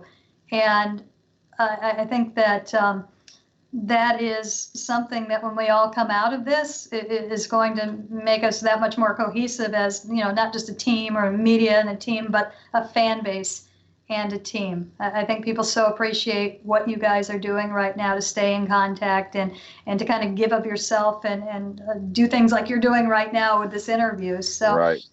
That's kind of how I've been dealing with it. And, it's, as they say in baseball, it's one day at a time right now, and control the things that you can control and try not to sweat too much about the things that you can't. So I'm dealing with it okay. I would much rather be outside and at a ballpark and doing what we normally do right now. But, you put your focus on the things that you can do. And what we can do is we can stay home and we can limit contact and we can social distance and we can communicate in other ways just like we are right now.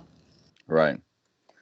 So have you been doing like anything as like Netflix, for example, because like I kind of touched on the space earlier. It's hard to kind of do things, with this time that we're allotted right now. You and I are on the same page. So we're not at home right now, this particular time. So have you been doing anything that you wouldn't normally be doing?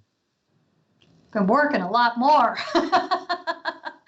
It's the things, yeah, these, I've been writing more than I've ever written. I have been trying to think of creative things that, can keep people entertained. I do like to cook and bake, so I've been doing a fair amount of that right now. And I've been making it a point to really reach out and connect with people that I don't usually connect with during the baseball season. Right. It's in so our life. hard to. Yeah, I mean, it's funny because I always joke at the end of the season, well, we'll see which friends are still friends and are still talking to me after I have not, been in contact with them for 6 months. Well, now I'm doing that a lot more. And that's been a blessing to have people to be able to reach out to and have more contact than you normally would. It's easy to kind of forget those people and those connections and just really getting back in touch with kind of that side of your life or that 6 months of your life that you lose a little bit in baseball. Mm-hmm. So if you had to bake one recipe, what would it be? Wow. Make your best recipe. Oh man, this is tough. I have some really good ones. I have something that, well, there are two things that everybody absolutely loves that I make. One of them is I do a brown butter blondie brownie. And wow. it looks really basic. It doesn't look like anything. until you take a bite into it, and there are 2.5 sticks of butter in this thing. Wow. And it is like, you look at it, there's no chocolate, there's no nuts, it's just this little square, but it is just absolutely sinful, and you get the brown butter flavor. It's great with a cup of coffee, it's great on its own. Everybody just absolutely flips over those, got the chewy edges around the side. That's a big one. And the other one that people really like, and I've made these down in spring training. I didn't this year because of the virus. I didn't want to put anything out. Right. I do a monkey bread from scratch that is just absolutely killer. I don't know if you've ever had that before, but it's basically a giant pull-apart cinnamon roll. Right. And that is, it's a fun one to do with kids too, because you got to make 64 little dough balls and dip it in butter and sugar, and they make an absolute mess and think it's the greatest thing in the world. So Probably if should you're be craving, if you have a sweet tooth, we need to go see you, is what you're saying. Yeah, which I don't really, but I like making things like that. So, Right. yeah. But, I do homemade pastas and breads, and I'm trying to master a good shrimp and grits. I still don't quite have that down. I have no Italian in me whatsoever, but I do a lot of Italian cooking, and I usually end up cooking for 12 somehow. But I enjoy the kitchen. That's awesome. It's cool to get to learn a little bit more about you, Shannon. That's for sure. I wanted to talk about, you do pre and post game shows for the 710 Seattle when you travel with the team. Can you maybe talk to fans what it's like to travel with the team? I mean, to kind of explain your experiences traveling with the Major League Baseball club, that for the casual fans don't really understand what that's like. Maybe describe, what your schedule's like in terms of hopping on a plane right after the game and going to the hotel and having to write up a story on the game that was maybe just finished up. Could you talk a little bit more about that for the fans as well? Because that's an interesting subject as well. Yeah, I think I probably have it easier than the other reporters because I do travel with the team. And as you know, it's basically you show up at the stadium, you hand your bag to somebody, and you don't see it until you're in the next city, and you don't have to go through airports or anything like that. But it is a long day. It's a lot of times the reporters leave the day before, but we do the game before and leave. So if we're leaving after a Sunday game, we're at the stadium probably around 9 o'clock, drop off the bag, and then I have to go upstairs and prepare a pregame show, come downstairs, get an interview for the pregame show, get the manager, do the pregame show, game starts, do a postgame show afterwards. And at some point, I usually write something. I try and sometimes write during the game, but usually I'm more preparing for the pre or post, so that might have to come later. But we get on a plane or we get on a bus to go to a plane about 45 minutes after the game ends. And that's kind of when you relax. You get on the plane and we pull up, plane side. We don't go through airports or anything like that. And that's kind of your quiet time once you get on the plane and your relaxed time. And then we end up wherever we end up. And the next day, I do reports that are recorded that run throughout the day. So I need to do 2 or 3 of those first thing in the morning. And you got to do your reading to make sure you haven't missed anything in your preparation. Usually get to the ballpark about 2:30 and start getting the pregame stuff ready. We're in the clubhouse around 3:30 to 3:45. Get manager, get interview, and then pregame show an hour before the game, postgame show, get home around midnight and do it all again the next day. Right. So this is a pretty cool aspect of the game that not a lot of people see. It's kind of like behind the scenes, of the everyday game. And so it's interesting to hear that.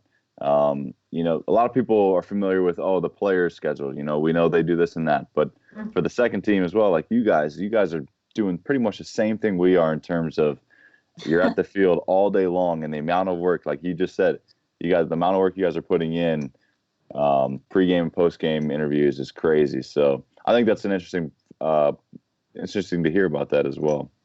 Yeah, usually when I leave, all the players' cars are out of the parking lot. And I don't have Chef Jeremy all day like you guys Yes. do. So you guys are spoiled. Yeah, the Seeger, if you haven't had the Seeger yet, I can't tell you how many Seegers I had, and just Wow. probably had, a handful a week. So they're pretty good sandwiches. But I thought it was really cool to try to interview you as well, to try to have the fans understand a little bit more about you. I thought it was really cool. You wanted to be an umpire and an actress as well. I don't know if a lot of people knew that. I certainly had no idea. So It's really fun. Art, I appreciate it. And I think you check all the boxes when it comes to an interviewer, and we will certainly put that to work. Right. I was joking around with my mom and my fiance. I was saying, there's a lot of these interviews being thrown at me a little bit, whether it was in Arkansas and then big league camp, and now Shannon's wanting me to interview her. I was like, is somebody planting a seed for down the road, or what's going on here? So. Well, it was funny because I got a text from Adam who set this up, and he's like, "Hey, are there any questions you want Art to ask me?" I'm like, "He's a professional. He'll do his research." I'm not worried about him. Right. Yeah, I got to show up, make sure I got my material. Like I said, you can see I have my notes. Kind of cool. I even did a nice little cursive, Shannon. Drayer. Wow. Had to make it official. That's old school right there. That is appreciated. Keep that. I want that when we're done, okay? The authentic copy, huh? All right. Well, Art, I want to thank you so much for the interview and just kind of sharing where you're at right now and what you're doing. And my sincere hope is we don't have to do this again, that we see you in person in the not distant future. I hope so. Thank you. Thank you, Shannon. Carl, I am so happy to get to talk to you. In reading about different new players, your story just jumped off the page at me. Just a wonderful article that I read that it painted the picture of how you came up in baseball, and it's different. And I'd love to hear a little bit. I'd love you to share that in your own words, and where you grew up and what baseball looked like for you growing up and how you came into it. Well, I grew up in Prosperity, South Carolina, small town right outside of Columbia. I always tell people I have it's like 3 towns where I'm at, and it's Newberry, Prosperity, Little Mountain, and then that's when you get to Palmyra and Columbia. So I always used to say Prosperity was a hop, Palmyra was the skip, Little Mountain was a jump, and now we're in Columbia, the capital. So, but yeah, growing up there, it was fun. I enjoyed it. Small town. I always tell people the draft, when I was drafted, the round and the pick, my number pick was 1 more than my whole population. No way, really? Yeah. I know you were 48th round. What pick were you? I was I think 1,300 or something. That's amazing. It was something crazy. Or it might have probably been less, but I still feel like it was more than. So, yeah, I grew up playing baseball. My dad played baseball. My uncle, Calvin Edwards, call him Chuck, he was drafted actually by the Cardinals, I think in the late 80s, early 90s, or mid 80s, late 80s. I had a cousin named Tony Penny that was drafted. Guys from my area that was drafted, like Gookie Dawkins, he played with the Cincinnati Reds. Pokey Reese went to a high school in Lower Florence, right down the road. I'm not Lower Florence, Lower Richland. So it's been, we've had the talent there, but it's just, it's different coming from a small town like that. Well, a lot of kids would do travel ball and things like that. You did very little of that, I understand. Yeah, I played travel ball. I remember playing with it's called the Central City Shamrocks. It was the first team I played with travel ball wise, and it was majority black. We was based out of Eau Claire High School, which was in Columbia, South Carolina. Our coach there was named, he was,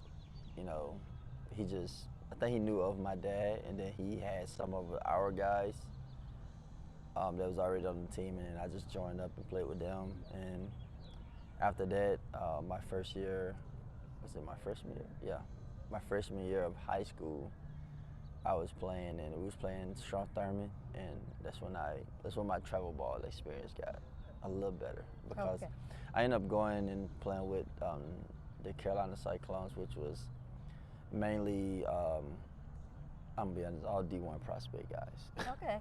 So ended up going there and playing with them, but before that I played American Legion. So, and then, but the funniest thing about it, before all of that, I was just playing Sandlot baseball. They call it Bush League. It's called a Community League All-Star. Played the Newberry Pirates, which was my family team name. Your dad played on that team too? My dad played on that team. My uncle played. My uncles, my cousins. Like, it was just basically like my family. Were you the kid? I mean, were I you was the kid. I was the kid. And it was fun. I mean, there you get, I mean, you hear Bush League, you would think about stuff that people would say to you. Like, you know. That's Bush League. Yeah, like, and that kind of rubs me the wrong way when people say Bush League, because I take it differently because of where I come from. I don't look at it like, people look at Bush League like, oh, that's a Bush League play, like, it's not supposed to happen. But it's baseball, everybody's trying to win. There's not a such thing as a play that cannot happen. You just have to deal with it. What did a Newberry Pirates game look like? It was only on the weekends, Saturday, Sunday. After that, I mean, it was packed. It was like basically the town would come in, sit there, like I mean, they knew all of us. Like, all of us, you know, everybody basically grew up around each other. So, you know, my cousins, my uncles, like, you know, people they went to school with still come to the games. And it's just something for us, I say us African Americans, like, we just get together on the weekend, and nothing like a good old baseball game. You got fried chicken, you got fish, you got the whole, like, your concession stands, hot dogs, whatever you need, like, it's there. They cook everything out there. You have music playing. It's just a great experience. It actually made me fall in love with the game, just because of the atmosphere that was there. So, you know, high school ball, I didn't even play in 8th grade or 7th grade. I hated it. I didn't want to play baseball. I'll never forget. My dad was like, son, you know, when you play baseball, besides, you know, Bush League, I said, yeah. He's like, you gonna do it this year? Yeah, I go out. Went out, made the team. Kind of felt I kind of already knew I would make the team, but just because of the history. Actually, my dad, it was the coach then was my dad, coached my whole family. Oh my so gosh. Wow. it was just, it's like a whole tradition. Like, just after my uncle, my cousin, like, everybody just fell in line. And so after that, we, you know, I ended up playing baseball. I had 2 practices with JV, and they asked me to go play varsity. Wow. And I was in the 9th grade, and of course I was like, yes. So I went to the beach. First time I ever pitched, I remember my friends in the outfield was like, man, they about to hit your baseball, man. They about to tear the baseball, like, they just, you know, just trying to see how far they could take it before I, you know, just, I guess, see if I would break or whatever. Ended up going out there throwing 10 pitches, 3 strikeouts. And after that, it just took off from there. Where'd that come from? My dad. My dad's been, I mean, my mom's there. Like, my mom was grades, don't cut up in school. Like, when it comes to that part of it, oh, it was all her. Like, my dad had to say so too, but my mom was like her staple. Like, you're not gonna be bad in school. You're gonna get your grades. You're gonna do this. Like, when it comes to school, school is first. So my mom just pounded that in my head over and over and over. And actually, in the 7th grade, I was going out and I had a Walkman, and it went off, and the teacher took it. And when she took it, I'm like, look, I said, look, I'm not listening to music. Like, my book happened to hit it, and to hit the play button, and it came on. And so she took my Walkman, and my comment was, oh, you can have it. I'll get another one tomorrow anyway. My granddaddy gonna buy it. My granddaddy bought me anything I wanted. So when I said that, I think she ended up telling my mom that same thing. She was like, oh, he tell his granddad, and I think my mom told my granddad, Johnny, don't buy none of this, but it's my granddad. And now, like, how I got away with that, the same way with my kids now. I can tell them not to do something, but they run right to their grandma and granddad. You got it, go. Okay, say no more.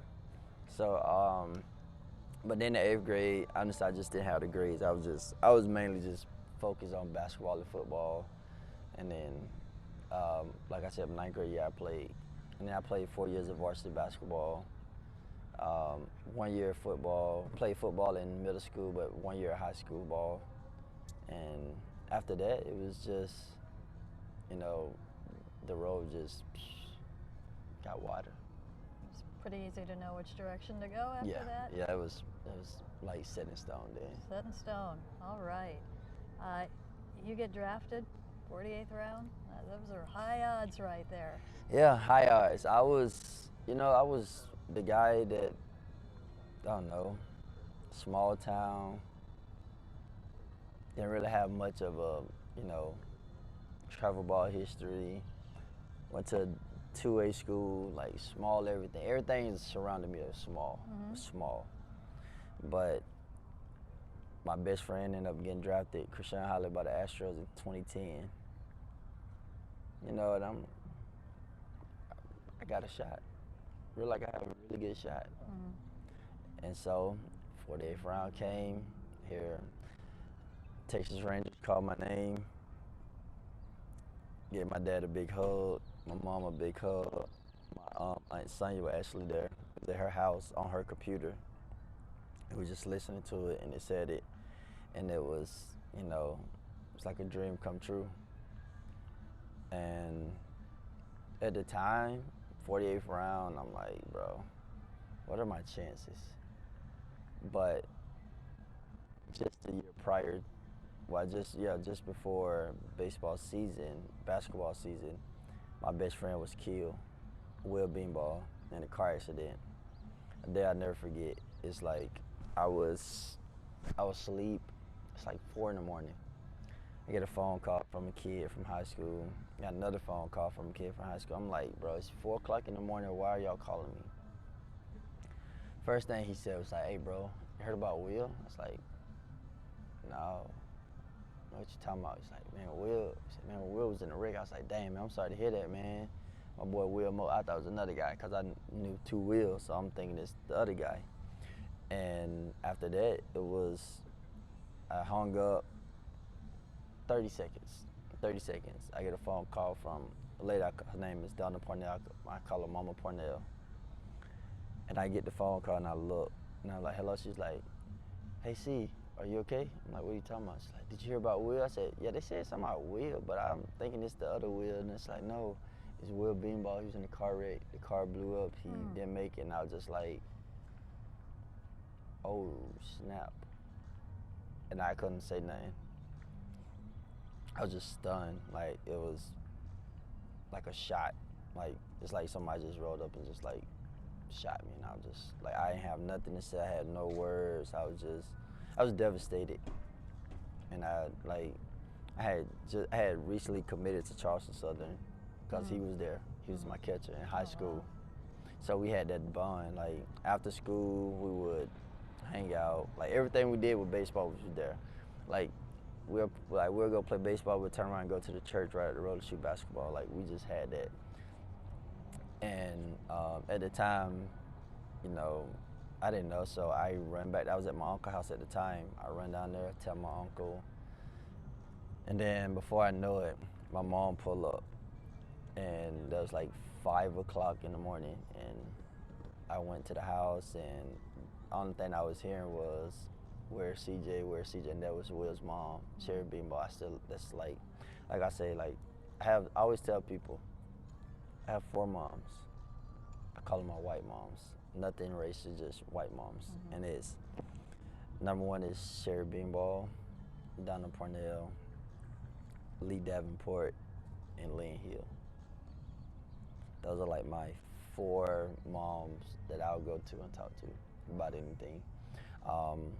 And I get to the house, and she grabs me. She was crying, and when I got there, only thing you could hear was, "Yo, CJ's here."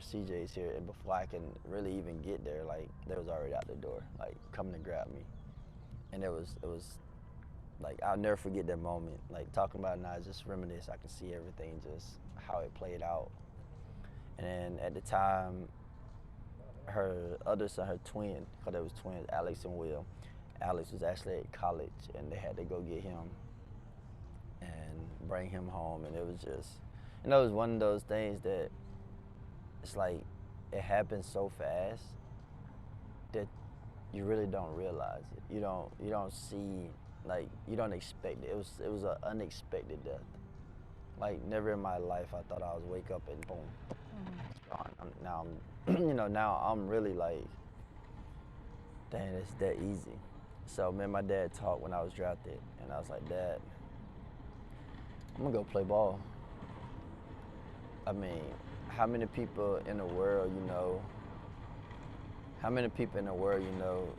gets the opportunity to go but turn it down a lot?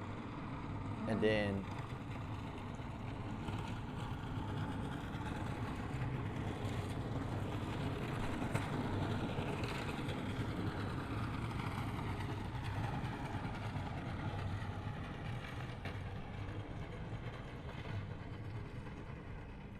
All right. okay. And then, it's a lot. It happens. I know people that I was drafted, but I went to school. I didn't make it. I got hurt in school. I was drafted. I didn't go. I fell out of school. And it's like, I'm like, dude. I told him, I said, look, Dad, I'm gonna leave. I'm gonna go play ball. Just give it a shot. If it don't work out, I can't say I was drafted. I went and played. I ain't got to worry about saying I was drafted, but I didn't go play. Yeah. So I looked at it like that, and I got there. Seen a lot of, brown skinned guys, so I'm just like, oh man, it's perfect. It's perfect. Like, oh man, what's up? What's up? And the first thing they go, hello, papi. Oh Lord, you speak Spanish.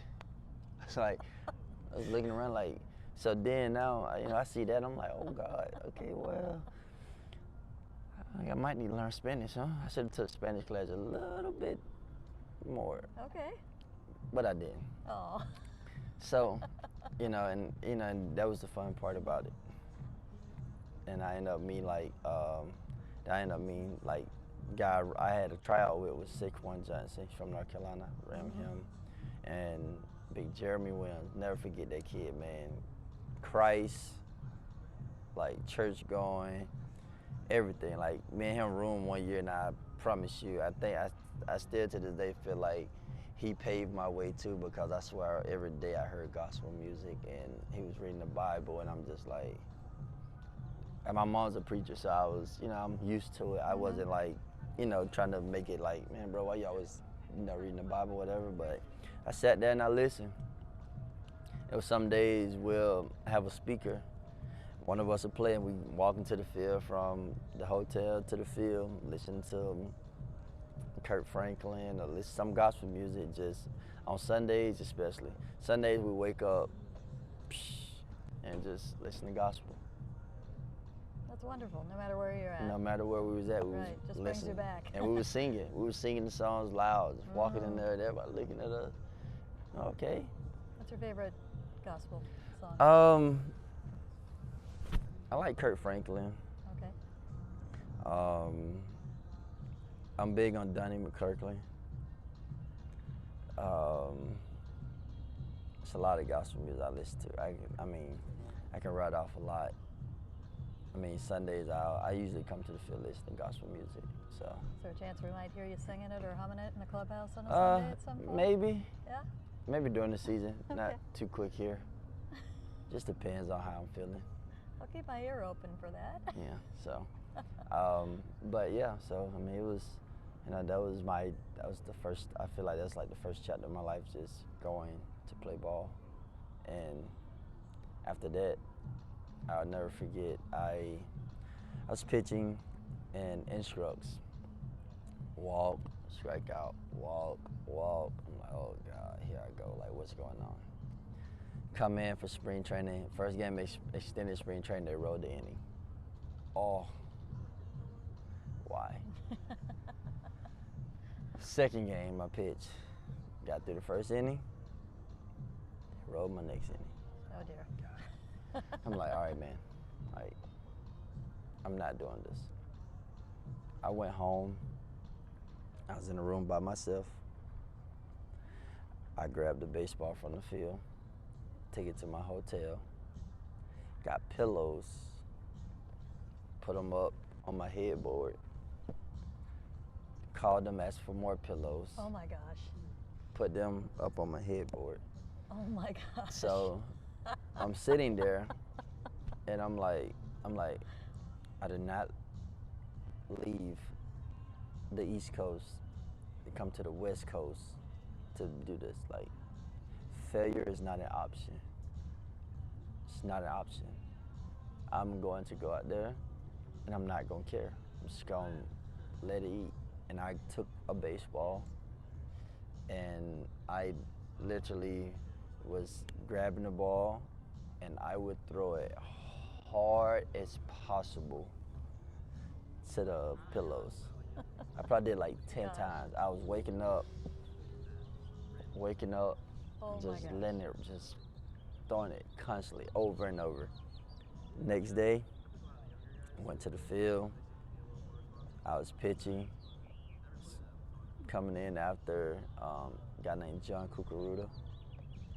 Came in after him, and that same mentality I had against those pillows was the same mentality I had pitching, and I ended up hitting like 96 miles per hour, 97. And from then on, I was like, I don't think I gave up another hit or run after that. So it comes time for me to go to short season, but this is my first full spring training. Rewind a little bit, people had got released. I didn't know that. I come from South Carolina, so I'm just like, I'm like, oh God, so people getting released. Oh. I seen the guy literally right next to me got released. This guy got next to me, the guy behind me got released, and I'm just like, looking around, ain't really too many other people getting released but this section, so I'm like, oh. Let me get time out, let me walk out. Call my mom. I said, Mom, I didn't know they released people. Oh. So I'm sitting there thinking like, oh. I'm like, Mom, so if I'm coming home, y'all know I was released, I didn't do nothing. My mom said, baby, you're not getting released. You have time. You're not getting released. You can do it. So after hearing that leads to the second part of me going out and extended, getting back to where I was supposed to be. And then after that, I ended up not breaking, not going to Spokane. Crusher, bang. Now I'm like, all right. I walk in, I'm like excited because I know I got it. I'm like, oh, bro, I'm about to go to Spokane. I'm happy. I'm like overexcited. Like, oh, I'm about to get out of here. Finally gonna leave Arizona and see what pro ball, and didn't make it. Okay. Pitched 5 innings. Well, I had 5 appearances. I was a starter at the time. Guess what?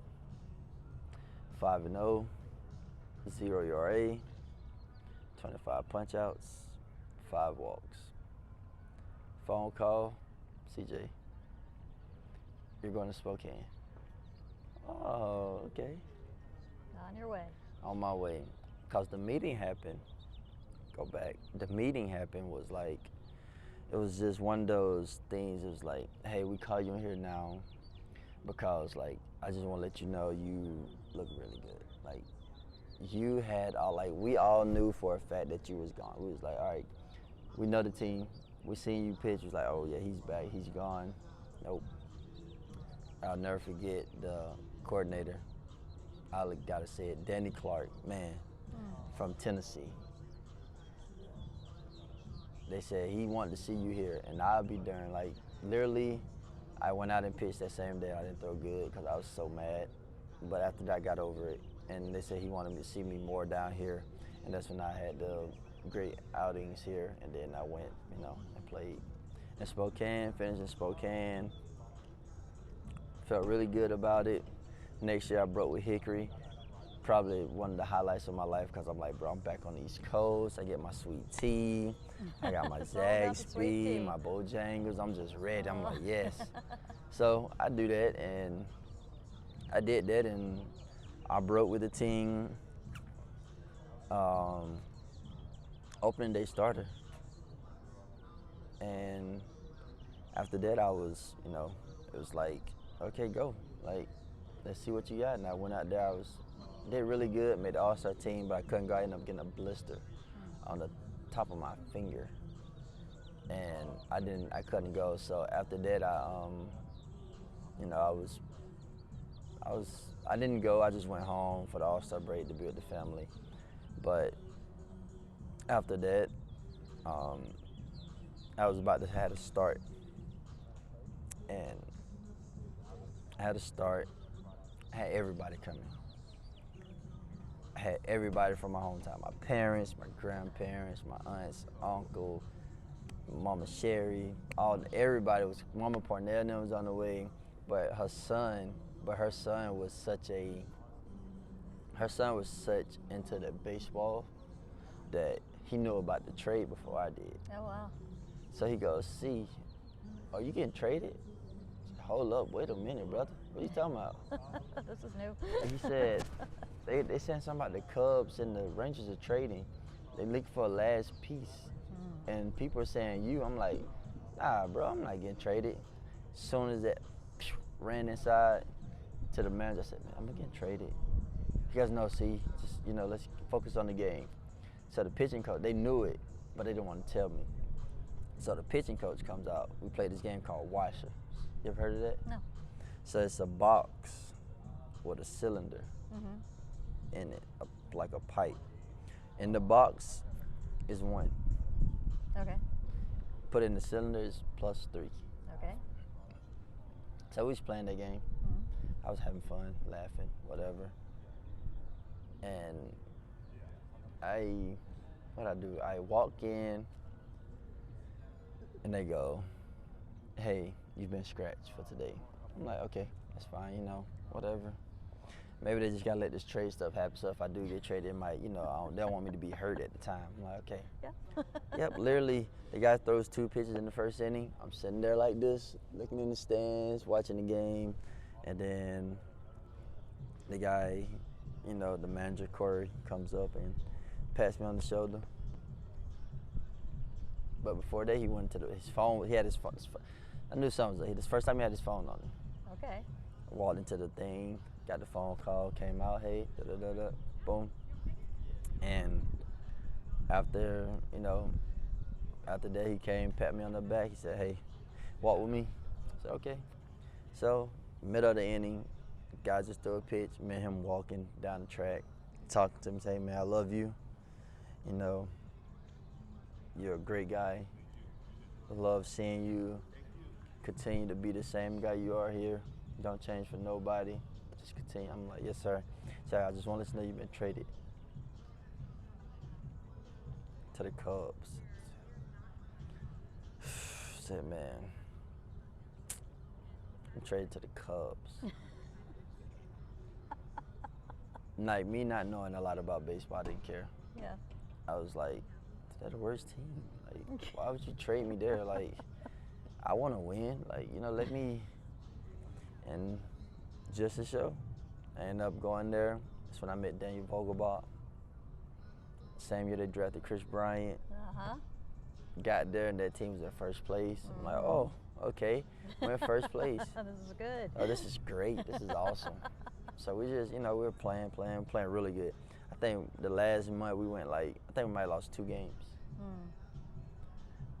And ended up winning the championship.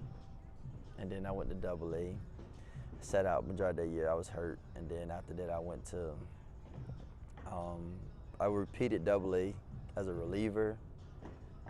Went to AAA. All this happened in 15. And then got to the big league, September call-up. Never forget, flight. I was on a flight from Round Rock. My parents on the flight from South Carolina. So they flew from, I think, Charlotte or Columbia and met me in Dallas. So we ended up meeting in Dallas. Like, they didn't expect to see me. So we met in Dallas and we was headed to St. Louis. So we met there and then Went to St. Louis, first outing, strikeout, ground ball, double play, out the inning.